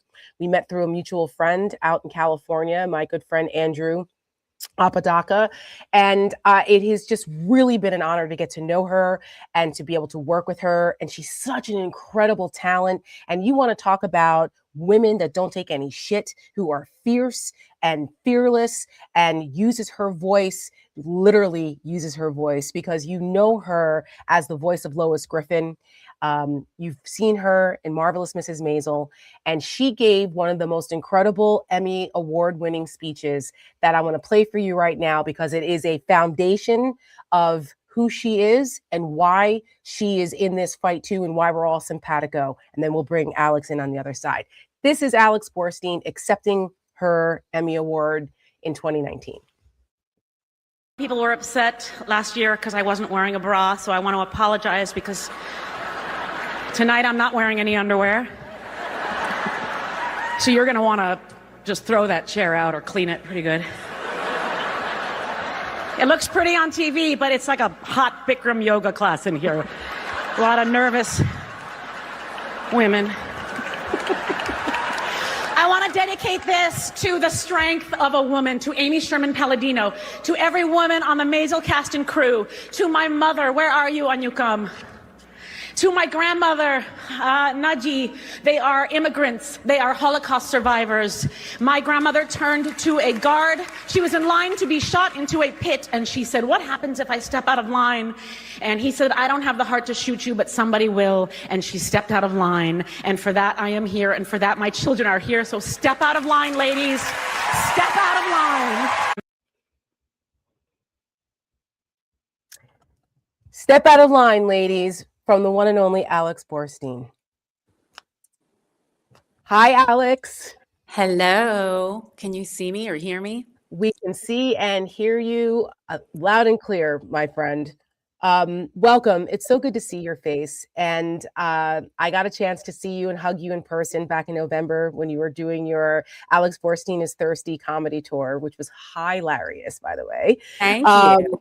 And we always joke about being small but mighty. You are literally small but mighty, like my grandmother. She was small but mighty too, man. Nobody wanted to mess around with Gloria Setmayer, and you never wanted to be on the receiving end of a Gloria Setmayer letter. Let me tell you what. But our grandmothers were very influential in both of our lives. And when you told that story, as brief as it was, but so powerful, about being a Holocaust, being a descendant of a Holocaust survivor, and shouting out your grandmother. Just talk a little bit about did you plan that ahead of time? Is that something, an ethos that has motivated you? Just talk a little bit about that moment. Yeah, a lot of people ask if that was planned. I mean, of course, it's a story that I've always carried with me. Of course, it's something that I love to tell and I love to share. I'm so proud.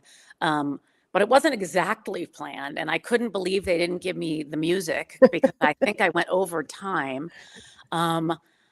But yeah, I mean, really, when I just started talking about, wanting to dedicate that to the strength of a woman, she was the strongest woman I knew. So that's just where it came from. My only regret is that I looked like Alice from the Brady Bunch during the whole thing. Like, I don't know what I was doing with that hair.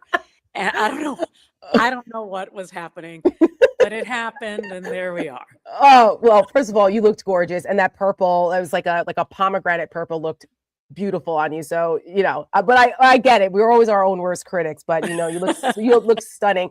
I think what they didn't give you the hook because they were also stewing on the fact that you were talking about having no drawers on. And what to do with the chair. Yeah, I think they had their finger over the censor button and that story caught them by surprise. So Right. You want to talk about going from one extreme to the other, right? Hilarity to like really serious, empowering messaging about being a Holocaust survivor and stepping out of line. And that speech spoke to me so much because many, many, many years ago, when I was still trying to make my way in politics as a woman and a woman of color, people, they like to kind of patronize you or, try to, it's a very interesting dynamic.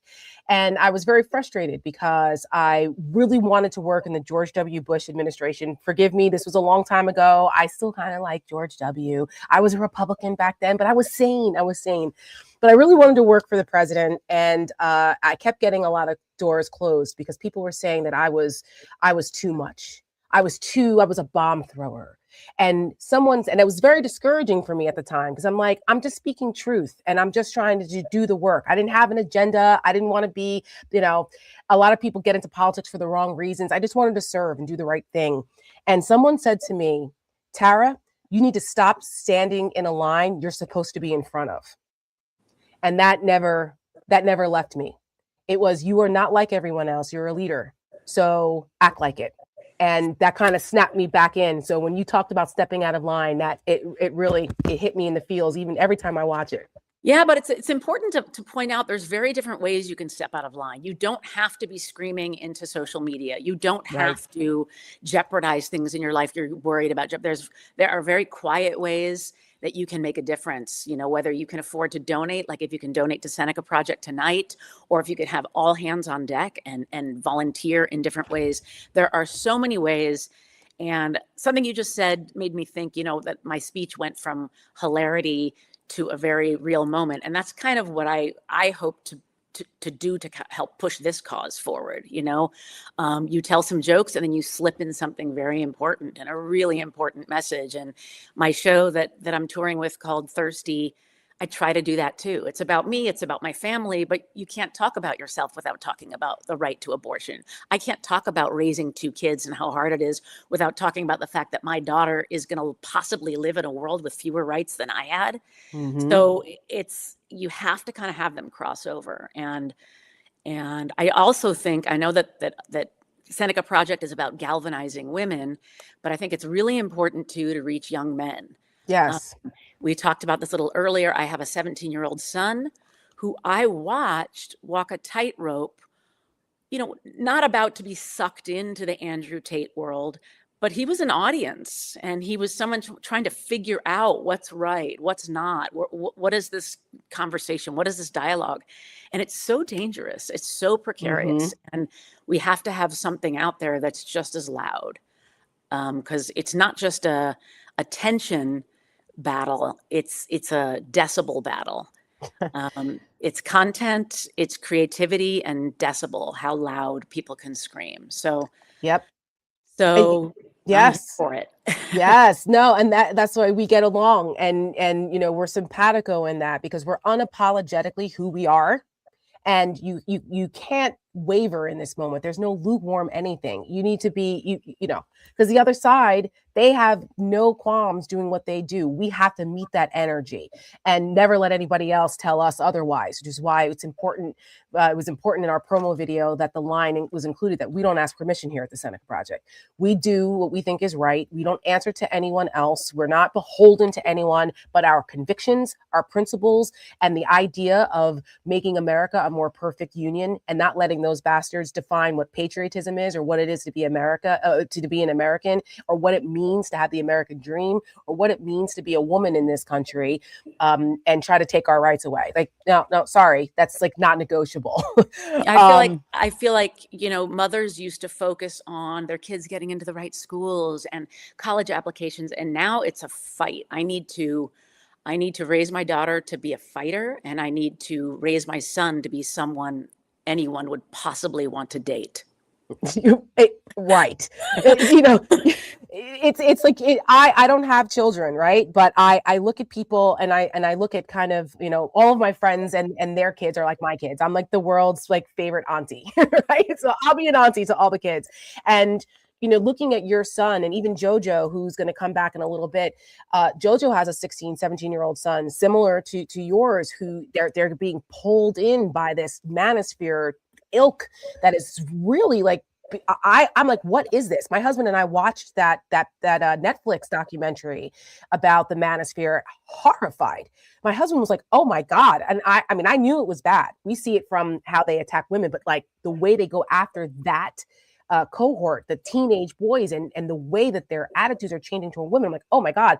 But you said something really cute in an email to me about your son. You didn't call him woke. You used another term for it. I had it and I just lost it. But it was something like he's enthusiastically awake or something like that, or for women, which I thought is that's so important. It's why I started off the program with our male allies, right? Because we need them on our side also. And they are reachable because they have daughters.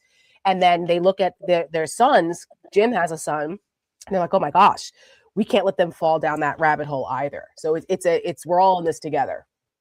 Absolutely. My son, I think came to the realization of, wait a minute, if it wasn't for this woman, I wouldn't even exist. Right. Maybe maybe this messaging is incorrect here. We are gods. We create life. So we gotta fight for our position on this planet. Yes, and that fighting is something that we do, and we do it well. And one of the things, and one of the pieces of content that we worked with you on is something we did very early on, and it was to give homage to the Seneca Falls women who were tough broads that said, we've had it and we're not going to put up with this anymore, and we're going to start this movement. And thus the name Seneca Project came from that, from the women of Seneca Falls in 1848. And speaking of earlier, we were talking about how Mallory's grandfather did us a solid and recorded the VO for us in his closet. You did something similar for us. I did. It wasn't even my closet.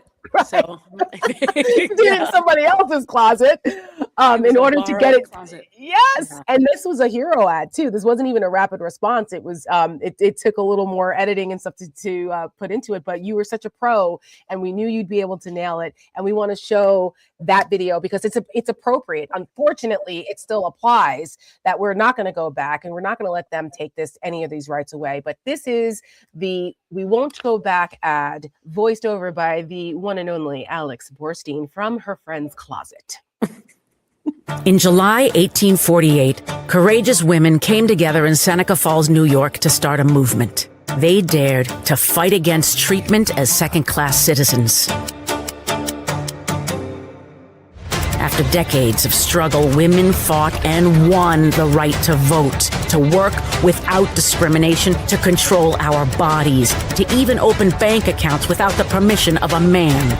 Each one was a triumph against those who believed we didn't deserve them. Well, today, those hard-fought victories are under attack.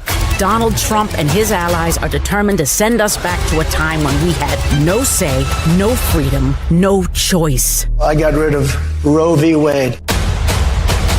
Do we want a future where our daughters have fewer rights than our grandmothers? Where their bodies are state property? Their voices silenced? Their opportunities erased? We say hell no. We won't go back. This November, we must take back what is ours. For ourselves, for our daughters, and for the pioneers of Seneca Falls. It's up to us. Do you believe in punishment for abortion? There has to be some form of punishment. Again, it still slaps. It still slaps. When you watch that now, Alex, what do you feel? What do you think about in the moment that we're in and you watch that now? Well, first, I recognize that, I was probably in between scenes on Maisel, so she really sounds a lot like Susie Meyerson. Which we love. That's who you won that's the role you won the Emmy. Two. Did you win 1 or 2 for that role? I won 2 for that. Yes. So deserved. Such a great show. Thank you. I mean, it's tragic that we're still fighting the same fights. It's tragic that we're still, and it feels like such an uphill battle. But it also just fires me up. I mean, it just lights a ball of fire in my stomach and it makes me angry. It also makes me excited. I have this hope that what we're seeing from these men, from Donald Trump, the Project 2025 people, what we're seeing is this last gasp of a generation that is drowning. It's the splashing of a dying breed and a dying generation. And it's noisy and it's loud. And I just can't wait for it to calmly go down below the surface so this next generation of sane human beings can take over and sail into the sunset. Yes, I often say we need to win and win big so that we can vanquish them to the ash heap of history where they belong. That is not as eloquent as yours, but that's what this is about. Like, we have to win. It's not just a matter of winning a little bit, because we saw we won a little bit before and things were too close.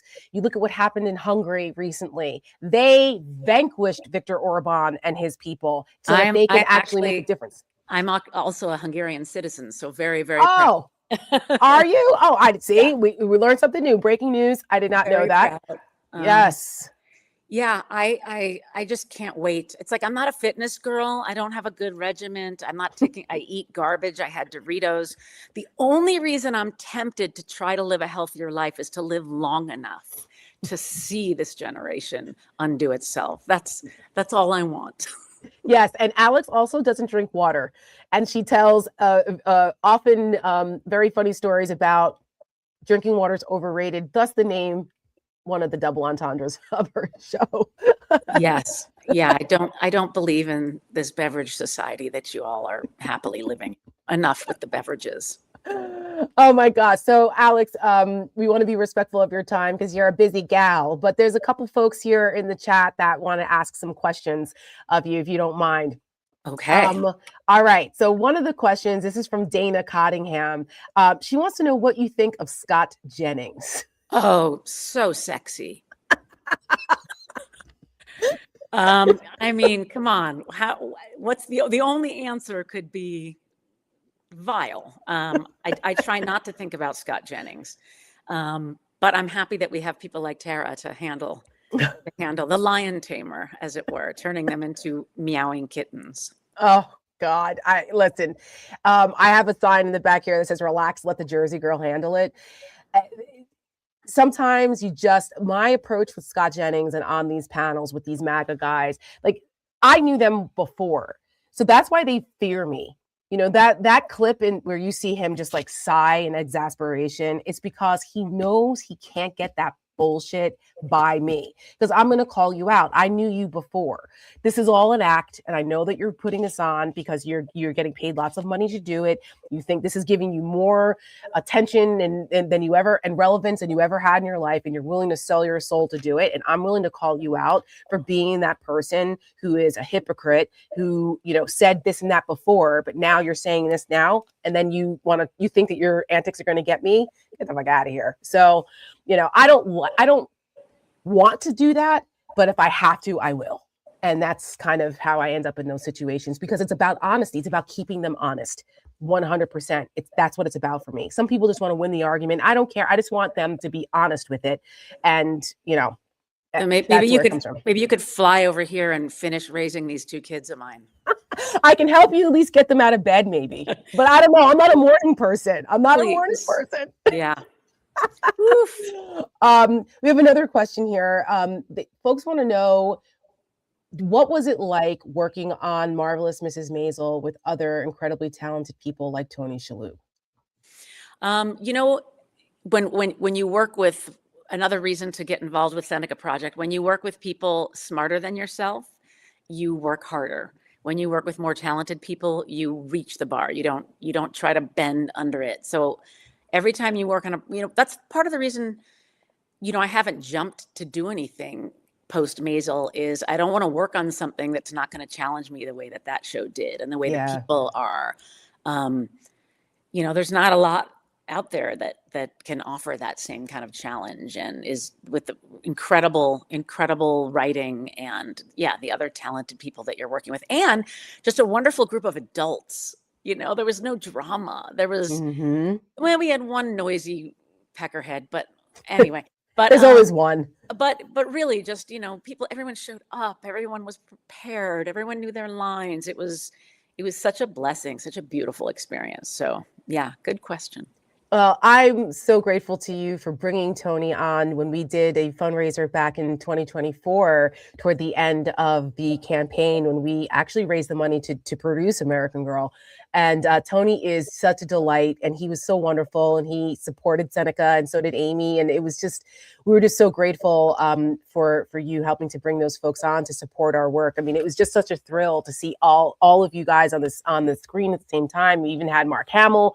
I mean, it was it's just, you're among giants, because you guys are so accomplished and just smart and good people. And I'm thrilled to be able to bring that to our Seneca folks, because we are all in this together. We all put our pants on the same way. We're all fighting for the same rights here, and we all have an origin story that is worthy of telling, that we're not going to let anybody take from us. What's nice is, a lot of people have their charities of choice. A lot of people have their projects that they're involved in, and they come to each other on the set. Oh, can you do this for me? And can you do this for me? And there was no hard sell. It's like everyone is in agreement about the Seneca Project and about women's rights and about what is wrong and what we need to fix. So it's a very easy sell to get other people involved. Well, thank you so much. And I'm so thrilled that you have remained supportive of us. And we look forward to doing more wonderful things with you. Before we go, how's your dad? I got the opportunity to meet your dad. It was his birthday. And listen, we know where you get it from. He is 91 years old, and he's still doing it. He's doing it. He's right now at his, like a home for the aged, as they say. And he is directing a play that was written by another gentleman. And it's an original piece. Like, they're amazing. He's 91 years old. So maybe he'll live to see the changes in this world that I want. Maybe I I hope won't, but so. he will. Right at this rate, it's you got to love your parents. My mom is a huge influence in my life, and I always say everything good in me I get from my mom, and I so appreciate her. And to be blessed to still have your parents in your life like that, the people who are closest to you, it really truly is a blessing. So, congratulations on 25 years of Family Guy. Right, that's this Very year. much. 25 years. Right? I think it's even longer now, but yeah. Oh, look at that. Someone saw this picture and they said that I looked like a Victorian ghost. Oh my gosh. Well, as it's not fair. I did say you're small but mighty, but Seth is like 6'5", isn't he? I don't know what's going on in this picture. He must be wearing lifts because that just seems. I guess I'm shrinking. I don't know what is happening. No. And is Mila Kunis that tall? No, that's not, I don't know what's going on, but I don't think I'm wearing a bra. Is this not suitable for work? I apologize. This is a theme. It seems to be. It's a theme for you. First it was the Oscars. I mean, for the Emmys, and now in the 25th. Now I think you have a bra on there now. I think so. Well, we have to burn them. Isn't that our motto? Right. That if we have to get back to that, I don't know. I mean, now I guess the kids today, it's not those types of conservative values of we don't have to wear bras. No, we can do what we want. Everything is sheer now. If you show up to an event wearing opaque clothing, people think it's armor. It's very confusing. It's a thing. That's not. I mean, I'm all about listen. Do what you want, but you will not. You're not going to catch me in anything sheer in public, at least. All right, we'll see. Someone recorded that. Let's save it. Let's see if we'll see. That's right. Not domestically, anyway. There we go. Not domestically. Alex Borstein, thank you so much for taking the time. I will see you soon. We'll be in contact about a couple other things, and we'll see what we can do to get that son of yours to use that creativity and get him and that heart for women and women's equality. We're going to get him involved in Seneca too. I love it. Thank you. Thanks, everybody. Hopefully you can. I'm going to donate as soon as I hang up. Calm down. No. But hopefully if everyone, there's 10,000 people. If everyone gave $2.50, we'd hit it. Yeah. We're up to almost 14,000 people at this point. We're up to 13,000 people watching. They can still give $2.50. Come on. Let's through that goal. The more the merrier here. Anyway, Alex, bless you. See you soon, my friend. Keep up the great work. We all love you. Alex Borstein, the one and only. Bye. She is a force, an absolute force, and brilliant. Big shout out to Alex Borstein. We love her. All right, you guys. Thank you so much. The numbers keep going up here. Continue. Thank you for those who are donating. We appreciate you. Thank you for hanging out with us on a Tuesday night in the middle of all of this, getting to see more of what we do here at Seneca. If you like what we do and you want to see more of it, we need your help. We need your resources. So there's the scan me. There's the donate QR code, senecaproject.us to donate. Please help us reach our goal tonight, or maybe blow through that goal. That would be lovely. And the more you donate to us, the more work we can do and make a difference in these elections. So now I want to bring back JoJo, because JoJo, like I said, is my spirit animal and my fellow Jersey girl. And Joe, I'm going to give you a minute to say a couple things, and then I want to bring Mary in, because I think the three of us together will be a great way to end our show tonight. Because again, we all, as New York and New Jersey people, have a certain fight in us, and our experiences are, we've all been through it.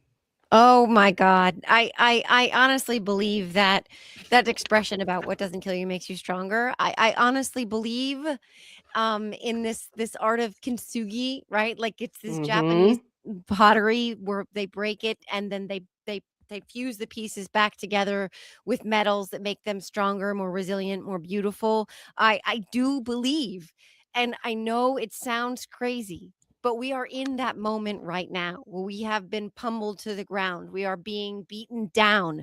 And you know, and I know Mary knows, and I know so many people in this chat have untold stories about how to rebuild from ashes.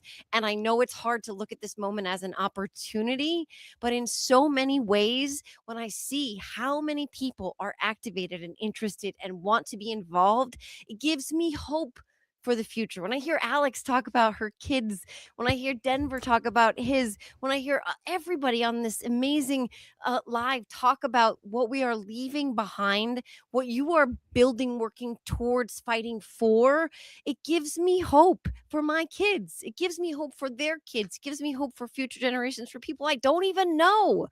And so, like, this has been so inspiring, and it is so inspiring. And honestly, like, I say this, and I know we say this all the time, but if everybody does a little, then no one has to do it all. Yes. And Seneca makes the most incredible content that makes a difference. It moves the needle. People are so visual. They don't have time to read stuff. If you send them a video, if you share a video and they're scrolling and the algorithm's like, shit, I can't beat this thing, it keeps coming back up, then you're going to move the needle. You're going to make an impact. You're going to make somebody out there feel seen in this moment when maybe they think, why should I? And it's like, it's so important. And like what you do is so important. I get very emotional about it because I don't want anybody to think that we should give up because we have all of these opportunities. And we're asking for 25,000 as our goal tonight. That's nothing. A lot of those guys who I love out there, who you see in your algorithm and your feeds every day, they're doing good work, but there's room for all of us because we can't leave one voter left out. We can't leave one person feeling homeless and unseen. And maybe some of those voices don't reach them. And maybe this one does. Maybe this tapestry of voices does. We have to reach them all. And this doesn't do it by itself. It's time, it's energy, it's talent, it's work. Those things require dollars, not a lot. $5, $10, once a month. Like, I don't want to get Sally Struthers on you guys, but she was also doing important work. But it makes a difference, and we don't have to do it all if we all just do a little bit.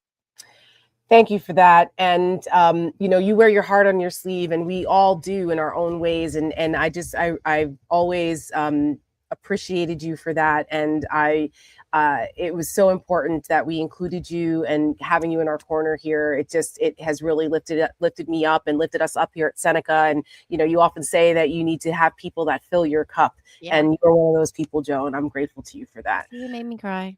Oh, well, you know who else I'm grateful to for that is the one and only Mary Trump, because she's another one of those people who has been incredibly supportive of us from day one. And, you know, her fight and what she has gone through and dealing with Donald and all of, oh my God, it's just, but her book was so informative and insightful. And it really shows her book about him, you know, and her life growing up in as a Trump was, it really put a lot of perspective and context into what we're dealing with here, and helps inform us on how to fight back and the type of psychology that we're working with here. But besides all of that, Mary is just a genuinely great person. She loves animals, and she's another one who wears her heart on her sleeve. And I'm just so grateful to call her a friend and supporter of Seneca. Let's bring in Mary Trump. I would love to, but I think Mary might have stepped away. So as soon as she's back, okay. I'll let you know. I'll give you a text. No worries. I know for the both of us for the moment. I know we went over a little bit. We went over a little bit, but that's okay. She'll be back in a couple minutes. But you know what, Joe? In the meantime, I think this is a good time for us to show one of our other videos here that is an example of kind of what we do when it comes to rapid response. Oh, you know what? Mal, do we have hope? Let's show hope. We said earlier in the show that we would show hope. This was one of our ads that no one else did. This was the IVF ad that I saw many men shed tears over because it hit home. And this is an example of the types of messaging that we do that makes us different from others. So take a look. This is hope. It wasn't easy getting here. The loss, the heartbreak. My wife is tough, resilient. She said, we'll just keep trying. I didn't know much about IVF until we needed it. There were moments when all hope felt lost. But we finally got our miracle.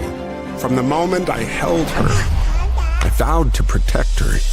If it were up to Donald Trump and J.D. Vance, our little girl wouldn't even exist.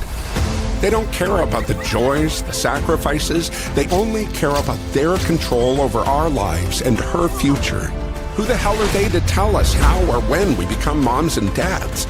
We know what's best for our families. It's time to stand together, not with any party, but as parents. Kamala Harris and Tim Walz get that. That's why this fall, I'm voting for her. I'm voting for hope.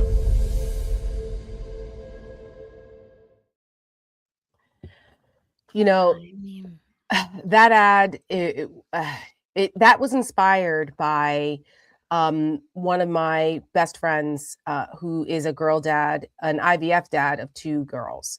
And when we were talking about this in the summer of 2024, we were like, he said, you know, we're in this too. You know, the dads, we just want to protect our wives and the moms of our children. And a lot of people forget about us. And I said, that's the hook. We need to, everybody, you know, other people are talking about, yes, for us as women, taking that right away and the options for doing that, of having a family, blah, blah. But what about the dads? And we knew that girl dads were a movable cohort, and that they would be, you know, someone that we could talk to. And how do we talk to them? This is an example of meeting people where they are.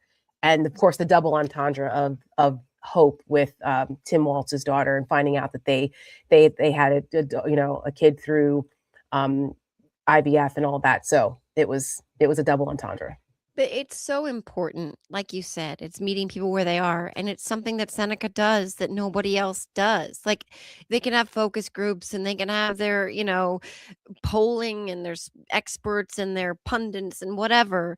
But like real life lived experiences, like perspectives that you bring to the table that represent people who are really out there, really going through it in these niche ways. And yet it resonates with so many people who are otherwise feeling unseen.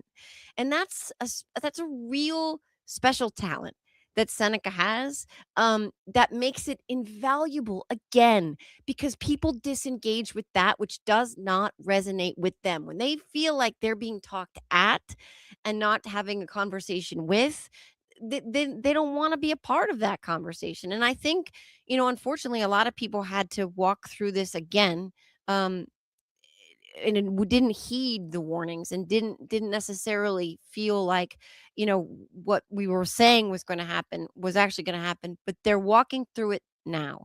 And so it makes the content that much more imperative to meet people where they are right now, when right now what they are feeling is, oh my God, this is awful. This is not what I voted for. They can forget what we warned them about. That's fine. I'm okay with that for everybody other than Tucker Carlson, who can fuck all the way off on one of his fish sticks. I don't care. Amen to that.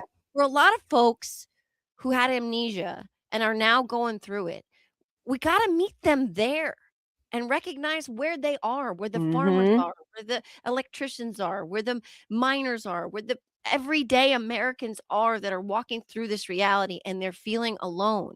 That's what Seneca does in a very specific and powerful and shareable way that nothing I could ever tweet, nothing I could ever post, nothing I could ever write will meet them in that same place. They have to see it, then they want to share it, and then other people feel moved by it, feel seen by it, they feel activated by it. They want to make the change that we all seek, and that's the way through. You sell yourself short, though, Joe. I thank you so much for that. But you are a wordsmith, and you are whip smart, and you're so witty, and you have impact also. We all do it in our own ways, and so, you know, don't ever think that you can't. Your impact is incredible in the way that you are able to word things, and you use humor. You know, to Alex's point earlier, like there's a way to bring way you bring it in. Like that's how you get people, and it's like, That's why being in this fight with you and doing this and having you on our team, like I said, like we look at all of these folks and the people who are involved with us, like what we're like the Avengers, you know. we're like the Avengers here, and for democracy, and we all bring our own strengths to this, and that's what it's about, and that's why, you know, we're so grateful. And I think Mary's having some tech issues, so we'll see if we can get her. Hopefully we can. We'll give her a couple more minutes and see if she's able to get back with us, but if not, that's okay too, because like I said, Mary has been one of our biggest supporters, and she was with us from the very beginning. She's one of our advisors as well, and we're just so grateful for her. And one of the I'm going to show another ad that we did. This is another example. This was what we call an audience of one. I talked about this earlier.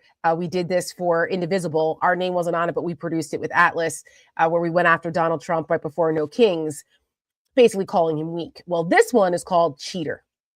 Love it. And what we did was we put this together. It's a quick 30-second, and we played it at Bedminster to get his attention. And we played it on the Golf Channel. In my neighborhood. That's right. That's not far from you out there in Jersey, Joe. But that's what we know, that they keep. We know that they keep the Golf Channel on all day at Bedminster and Mar-a-Lago. So you have to think outside the box. So this is Cheater, and this is what we call an audience of one ad. Donald Trump is a cheater. He cheats. He cheats at golf. He cheats like a mafia accountant. He cheats on his wives. On every wife he ever had. He tries to cheat elections. 11,780 votes. He cheats working people. Small business people say they were stiff. He cheats his supporters. A scam to line his pockets. Guess who he's cheating next? Look in the mirror. It's you.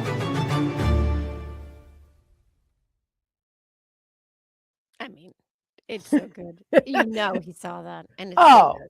You know. No doubt about it. No doubt about it. I mean, I was like, you know, when we were working on that and putting that script together, I was up until it was after CNN, and we were working with the editors and like perfecting the script and all of that, because all of our ads there, everything was a collaborative effort. I work on all of them, and you know, with the editors, and so that one, it was like, how do we get him? And of course, we picked the worst photos ever. He hates that fat photo of him. So that's how we make sure we show it everywhere we go. Go ahead. It just reminded me of something that Denver said at the top of this, that I wrote it down. He's always good for a good one-liner. So good. Ideologically throat punch them. That's like, right? Like ideologically throat punching. Like we all I love the term throat punching, right? But like, we don't want to, you know, inspire violence. We're not violent people. We're pacifists. I don't want anybody like actually getting hurt, but ideologically throat punching, that's what that ad did. Like he's sitting on his throne, and the Golf Channel's, you know, he's probably got a bathroom with a frickin' TV in it. I'm sure he does. And you know, but here's the example, and I think Mary's with us, so we'll bring her in. The more money we had, the more we could run it. You know what I mean? Because it costs money to run it. So we would run that and just needle him constantly and make him get very upset about it. But you know, that's partially why we have to raise the funds in order to do it, so it can be seen. It's great to produce it, but we've got to make sure, you know, that folks get in front of it and it can be seen. So, but with that, let's bring in Mary. Hey guys. There she is. Hi, Mary. Hi. I'm so glad that you stayed up late with us tonight. It's been a really great night, and we've had lots of good folks, and we went a little over, and I was like, well, we want to close with Mary. So thank you for staying up with us and hanging out and bringing it for the people. Well, of course, you know, this means a lot to me. So happy to be here. Thank you. You mean a lot to me too. And Joe, have you ever met Mary?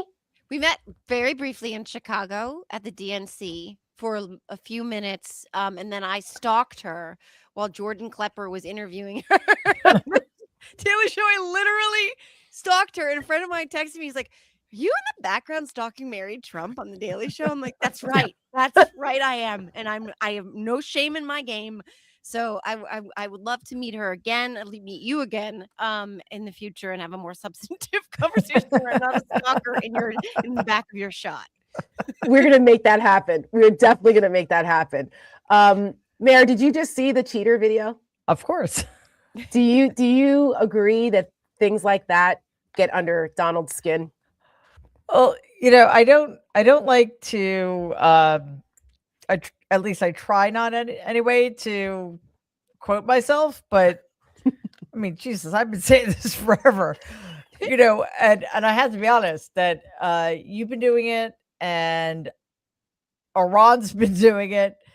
The best way, the most effective way to take him down is to mock him. Yeah. And mercilessly, relentlessly. It's not the only thing, of course, but it's an extremely important and effective weapon we have. And in 2020, I was saying to the Democrats, you cannot continue to pretend that this is normal. This is politics as usual. You have got to go straight at him and remind him, especially him, but the whole planet, sorry, I was about to swear. What a loser you can he swear. is. What a fucking loser he is. Because come Have on, you man. met us, Mayor? What are you doing? I know. Well, because I don't. It's after 10 o'clock at night. We can swear. That's true. He's a fucking loser, and it is truly mind-boggling to me that it has taken so many people so long to get on that path, because obviously and unfortunately, thanks to 78 million deeply misguided Americans, we have to take him seriously. Yeah. But because of the damage he's doing to every institution, to every belief this country has ever had about itself, right? To every right we have, to our founding document, to our foundational ideas about who we are as a people, which is why organizations like Seneca are so vitally important right now. But at the same time, we have to go for his Achilles heel, and his Achilles heel is the absolute truth that he knows what a pathetic waste of space he is. He knows what a loser he is, and he needs to be reminded of that. And not reminded of that because he knows that. He needs to be reminded that we all know that at every opportunity. So that's one of the reasons that ad was so incredibly effective. And that's one of the many, many reasons that you guys watching need to donate some money to Seneca, because what we know is that these are very difficult times. Because the federal government has failed so egregiously to fulfill its obligations to the American people and to the rest of the world, dollars are scarce. There's a ton of competition for donations right now. There are unspeakable horrors being committed throughout this country and throughout the world. And I understand that it's difficult to decide where to put your money, but we have to think in the long term. It's not enough to try to stem the bleeding on a day-to-day basis. We need to get our country back. We need to get our democracy back. We need to get our media back. And in order to do that, we need to fund PACs like Seneca. We need to fund independent media to educate the American people, educate our children, and reassure the rest of the world that the majority of us in this benighted country of ours is still on the right side of things. And you're so right about that, and why it's important for people to listen to you, and because you've lived this. You know, you understand Donald Trump better than almost anyone because you grew up around him. You had firsthand experience with him. You understand, you have a PhD, you understand the psychology. You're dealing with someone like him, and everyone needs to heed the warnings and listen. And like I said in your intro, in my intro for you, is that reading your book, like there were things that I kind of knew, or some other things you just kind of know by instinct and common sense. But then reading your book put it all in context. And it was really eye-opening for me and helped inform a lot of the ideas when it comes to trying to go after, when we do the audience of one type ads, going after him and mocking him, that, you know, it really comes from you. I mean, I think we ran that by you anyway, back when we did it. You'd be like, is this gonna, you know, and you're like, yeah, that's why we call him Donald. I'll never call him president. I'll never call him like, you know, no, he's Donald, and, you know, Donald Trump. And there's a reason we do that. Yep. Absolutely. Absolutely. And I was actually thinking about this the other day. Let's see. I've known Donald more than everybody on the planet except for 3 other people. So, not that that's a fun thing, obviously. But, you know, I think I do. That does come with some credibility and some responsibility. Plus, again, as you mentioned, my professional training as a clinical psychologist, we need to understand who he is and who we are in relation to him, and what he is capable of doing to us, to humanity, to the planet. And again, that's why your ads are so important. Your work is so important because you get right at the heart of what we are facing. And again, this is not just, you know, it's not Democrat, Republican, and quite frankly, it's not even about democracy anymore. We're talking about an existential threat, and we're talking about what will be, hopefully, if there is a history that looks back upon this era, the most profound question we've ever faced, perhaps, which is, who are we? And your ads help us answer that question. Or I should say, your ads help us frame that question in the right way so that hopefully we can get to the right answer.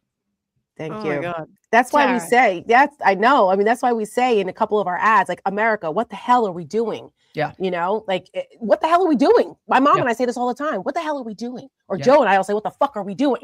Well, that But this that works idea for of me. reframing this as who we are versus who he is or who he wants to cast us to be is such a brilliant articulation of things, because it recasts us in this position of having the power, which is Right. what Absolutely. he and they want to strip from us, right? And it's what Yep. makes the Seneca ads so uniquely adept at reaching people, because they do what Mary just identified, which I have never actually thought in my brain. I've often talked about who we are in this moment, but I've never really thought about recasting ourselves as the main character, as Alex was talking about, right? Like, Yes. to tie it all together. Yeah. This is so important, and it makes so much sense to me as to why your ads hit me in a way when I see American Girl and I cry every time Liz Cheney talks about our daughters. It's because I know who I am, who I want us to be for my girl. And I'm not going to ugly cry again, but Mary, you just said something so simple and so profound, and it ties so importantly back to what the Seneca is doing and what everybody in this chat is here to accomplish, which is to put ourselves back in the driver's seat, because we, the people, are supposed to be the ones who are more powerful than those who are in power. Absolutely. Amen. Amen to that. You know, something my mom always said to me, and part of why I am the way I am is because she always said, remember who you are. Even in the darkest moments, even when things are tough or things are, I may second guess myself, or my mom would always say to me, remember who you are. And we as a country need to remember who we are and who we are aspiring to be. You're right, that comes through in our Seneca ads, because that is the the position from which we come from. What do I always say, guys? You guys know me. We're all very good friends, and we all we all talk all the time. We know each other really well. I always say that I'm not going to let these bastards just define who we are and what patriotism is. They don't get to do that. That's right. And when you come from that position of knowing that we are in the moral and principled right position, we are actually the American dream. We are actually what makes America great. They actually hate what makes America great. Mm-hmm. The irony of their phraseology, the phrases that they use, it's always the opposite. Yeah. So we need to act like it. And that's what we try to tell Democrats to do too. They need to learn how to embrace that and act like it. Act like you want to win.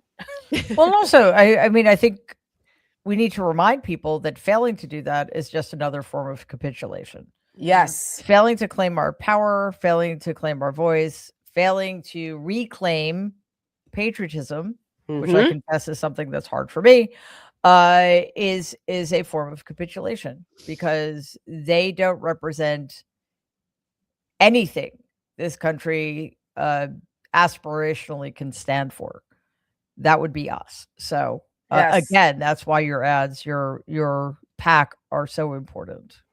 Thank you. Well, I wanted to show, speaking of that, while I have you, as we're getting ready to wrap up this incredible night, and we had almost 15,000 people watching us live, which is incredible, and we're grateful for that. We're still short of our goal, so hopefully folks will continue to donate. Every dollar matters. Let's go, 11,000 more. Yes, let's go. Let's go, guys. Come on. Keep going.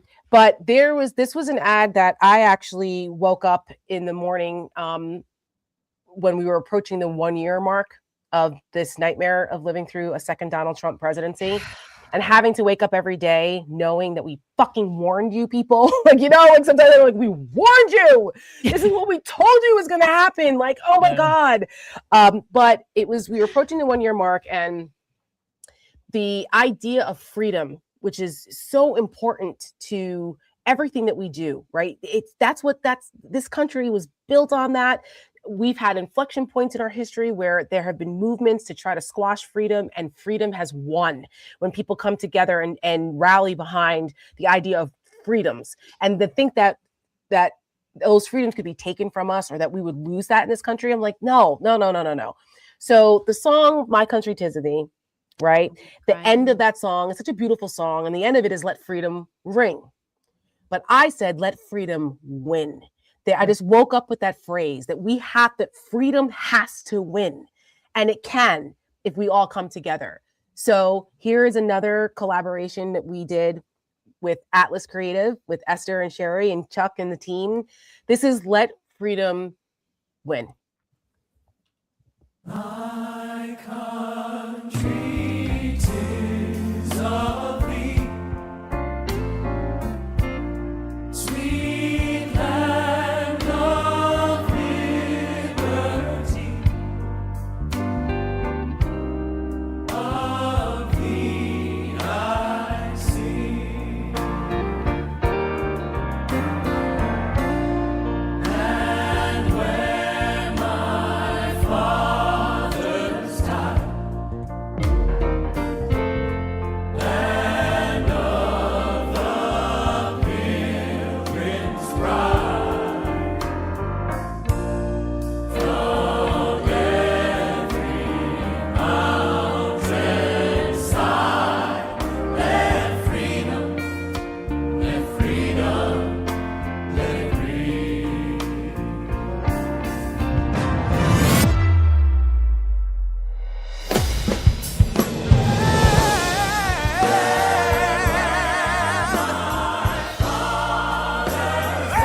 My fathers died, land of Pilgrim's Bride. Hey, from every mountainside.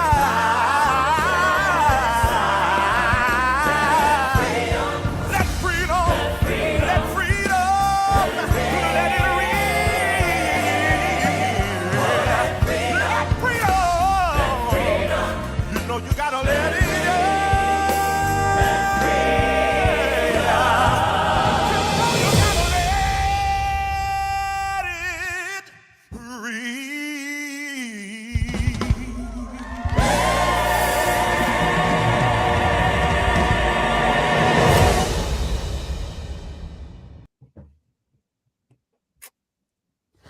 So good.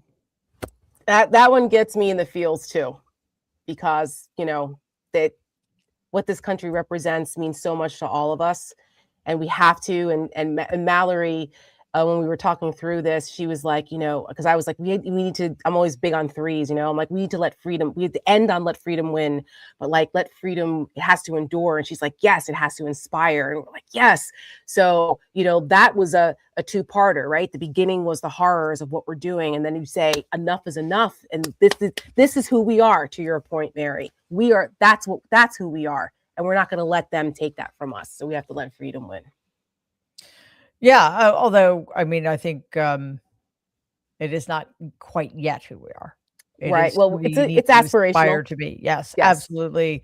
And simply because I think it's important for us, at least a majority of people in this country, to acknowledge that we've not done enough to fulfill those aspirations, and that we are in the mess we're in because we have become complacent, and we have not taken this seriously enough, and we have not acknowledged our own share of responsibility in what we have become. So now is the time for us to take that responsibility and to make sure that we define going forward who we are, who we want to be, who we can become, and make sure that everybody is an equal participant in that endeavor. 100%. And as we close tonight, just an incredible evening to share with all of you guys, some of my favorite people in the world. I just want to take the time to thank everyone who hung out with us and spent the time with us tonight, all of the supporters, all of those of you who did donate. Thank you so much. Thank you to Jim Acosta and Denver, our favorite girl dads, and Marcus Flowers, another girl dad. And, we just appreciate Alex Borstein bringing her fierce talents and support of us, and it's being an inspiration to all of us, and to our editors, and getting an opportunity to introduce you to some of our editing team with Atlas and Esther and Sherry and the guys and Chad, and of course for Mallory on the back end there, we're being my right hand through all of this as we build and scale up to win. We have to win in 2026. And Mary and Joe, thank you guys for hanging out until 10:30. We went a little over, but we appreciate you. It's late on a Tuesday. I appreciate you both. Mary, I will talk to you later. We had an opportunity to hang out last weekend. Mary also got a chance to experience some good Virginia wines and the Virginia country and relax a little bit, her and her wife and her wonderful friend Tanya. We will do that again soon. Absolutely. Mary Trump, thank you so much. Parting words from you and Joe before Mallory and I wrap this up. Again, Seneca Project is an extraordinary organization run by extraordinary people. It deserves your attention. It deserves your donations.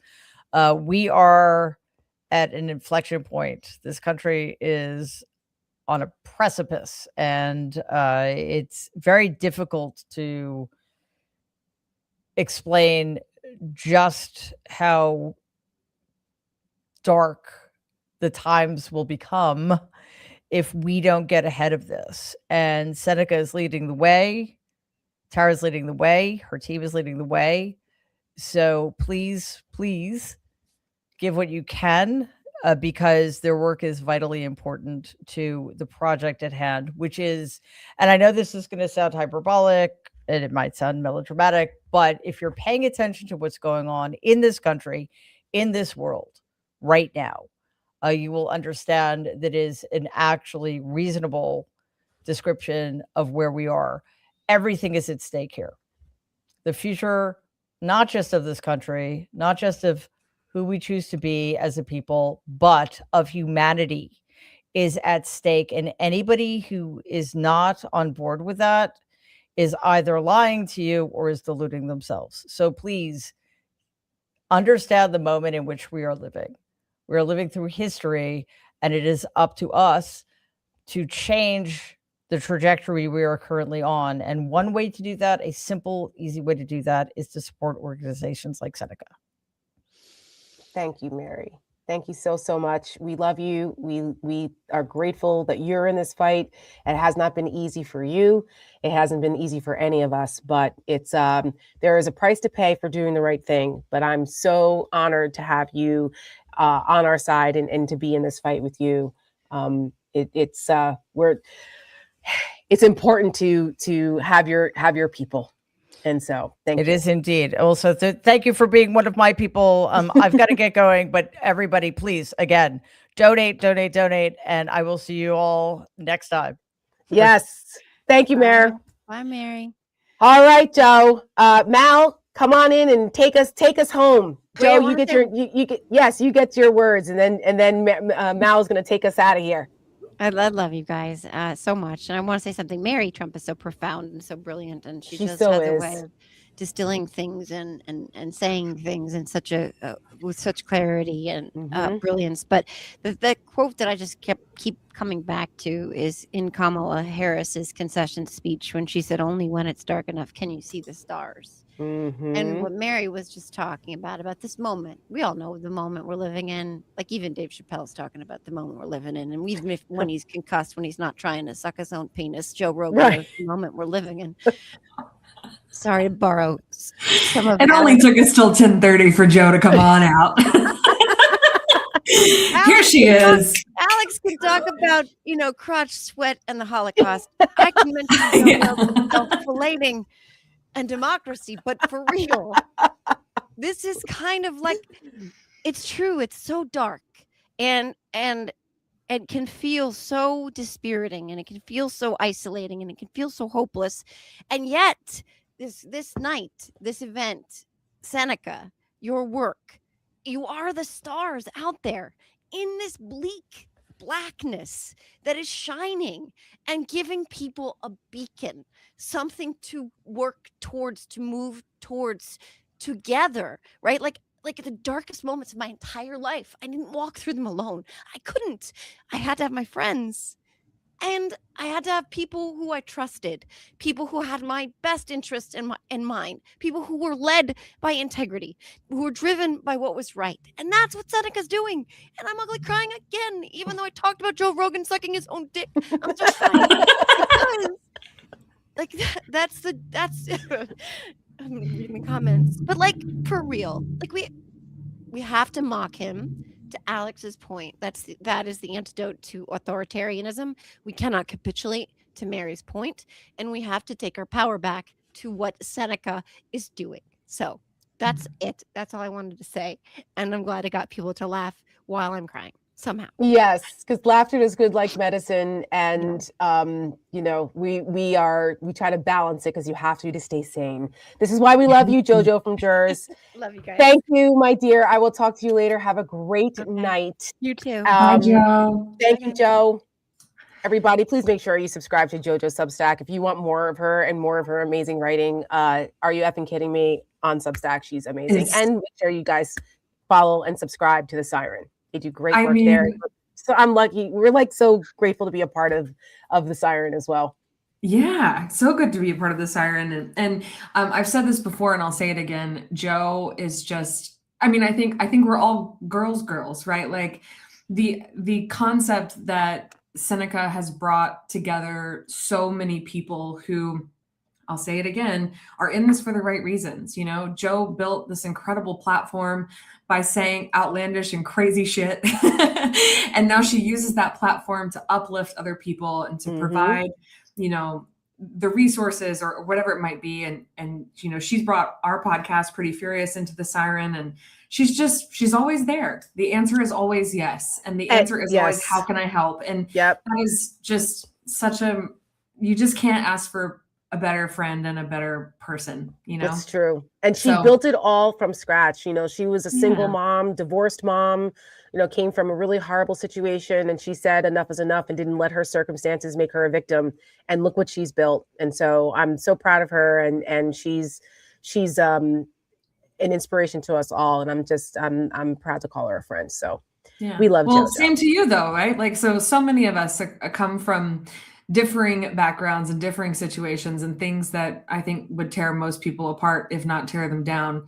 And I think that's That's why we get along. That's why the Seneca Project is women, American girls who never back down. Yes. Because I tell you what, you'll have to get me out of here kicking and screaming before I'll quit. That's for sure. That's for sure. And that's what's brought us all together. And that's our through line. And that's why, and for those who wonder why we say American Girls Never Back Down, that was our Webby Award winning speech. You're only allowed to say 5 words. And that's our speech. We also have hats that say that, American Girls Never Back Down. We have cool Seneca merch. So if you go to our website, you can also buy our cool Seneca merch over there. If you're a cat lady, I have my cat necklace on that my mom bought me. I know people are asking in the chat, can they see Rafi? Rafi is dying to come into the studio in my house right now, except that Rafi is such a snuggle bug that what will happen is he would jump up on here and roll his 12-pound big butt all over the place and knock something over. And I was like, I cannot risk it tonight, but I promise I will have more Rafi appearances on the stakes and things like that, where if the set comes crashing down, it'll be fine. But he's a sweetheart. But yes, we are proud cat ladies. We vote. We have all kinds of cool merch over there. Shout out to the cat ladies out there. Yeah, we had some people talking about the merch in the chat earlier tonight. So Good, definitely check that out. Let's Yes. do one last check, see where we're at. Fundraising totals for today. We are at $11,441. So we're almost halfway there. We'll give folks for the end of the week to help us hit our $25,000 goal. Yes. And we're going to close it out tonight with this incredible video that our friends at Atlas that you met earlier made in an effort to help us spread the word. So this video is not online yet. You all are the first people that are seeing it. So make us a promise right now in the chat. Say, yes, I will. Tomorrow morning, the first thing you're going to do is find a Seneca channel, whether it's Facebook, X, Blue Sky, Threads, Instagram, TikTok. We're everywhere. You're going to find a Seneca channel and you're going to share our fundraising video tomorrow. You're making that promise in the chat. I see, yay. Yes, I will. All right. You're all being held to it. Thank you so much for joining us tonight. Thank you for helping us reach our fundraising goals. Continue to spread the word, spread the message about the Seneca Project. Make sure that people know that we're the ones who are leading this fight. Because why, Tara? Because American Girls never back down. Thank you, everyone.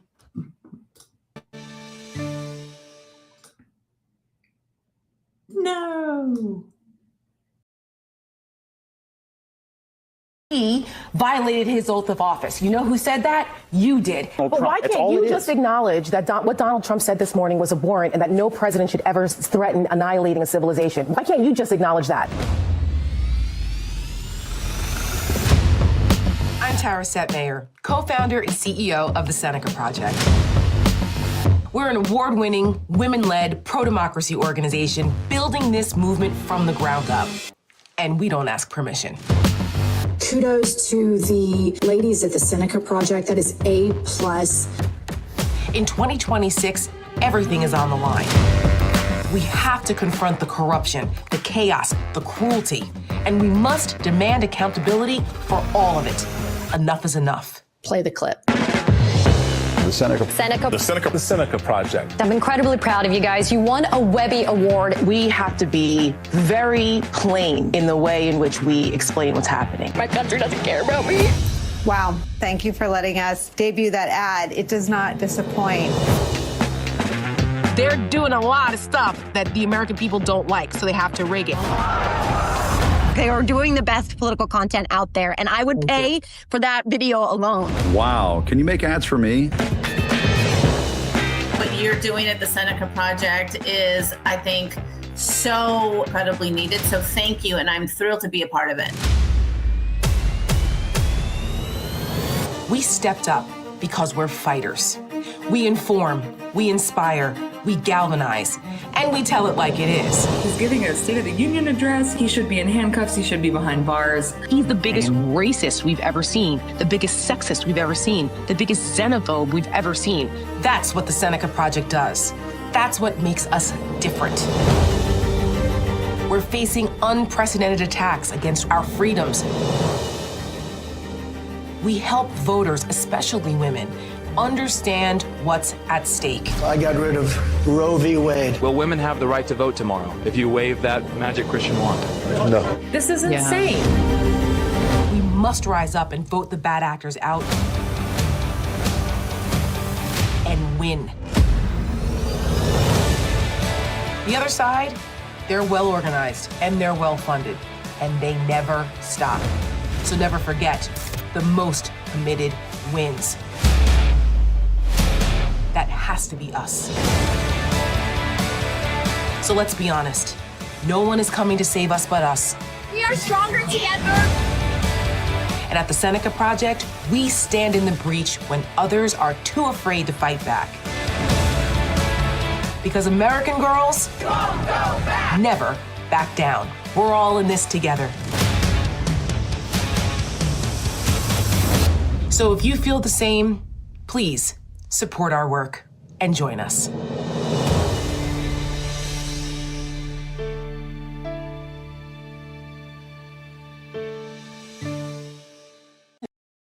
Women's suffrage is a long story of hard work and heartache crowned by victory. Was it so hard being an American girl? Women throughout the country are committed to winning these rights for themselves. Was it so hard living in a first problem world? I'm Connie Chung, CBS News, New York. When the American promise is the land of the free, but I'm waiting for the bill for the air that I breathe. Was it so hard being an American girl? I do.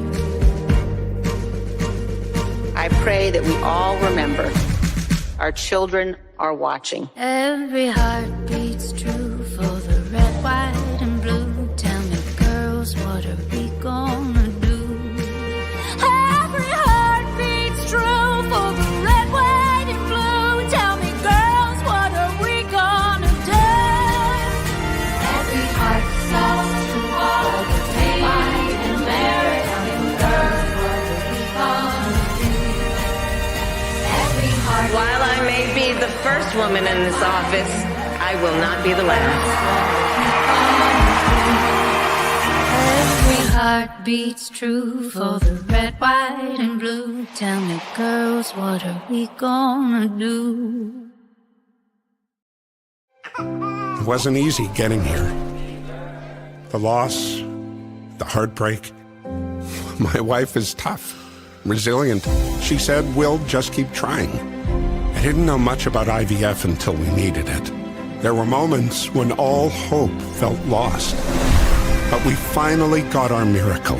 From the moment I held her, I vowed to protect her. If it were up to Donald Trump and J.D. Vance, our little girl wouldn't even exist. They don't care about the joys, the sacrifices. They only care about their control over our lives and her future. Who the hell are they to tell us how or when we become moms and dads? We know what's best for our families. It's time to stand together, not with any party, but as parents. Kamala Harris and Tim Walz get that. That's why this fall, I'm voting for her. I'm voting for hope. In July 1848, courageous women came together in Seneca Falls, New York to start a movement. They dared to fight against treatment as second-class citizens. After decades of struggle, women fought and won the right to vote, to work without discrimination, to control our bodies, to even open bank accounts without the permission of a man. Each one was a triumph against those who believed we didn't deserve them. Well, today, those hard-fought victories are under attack. Donald Trump and his allies are determined to send us back to a time when we had no say, no freedom, no choice. I got rid of Roe v. Wade. Do we want a future where our daughters have fewer rights than our grandmothers? Where their bodies are state property? Their voices silenced? Their opportunities erased? We say hell no. We won't go back. This November, we must take back what is ours, for ourselves, for our daughters, and for the pioneers of Seneca Falls. It's up to us. Do you believe in punishment for abortion? There has to be some form of punishment.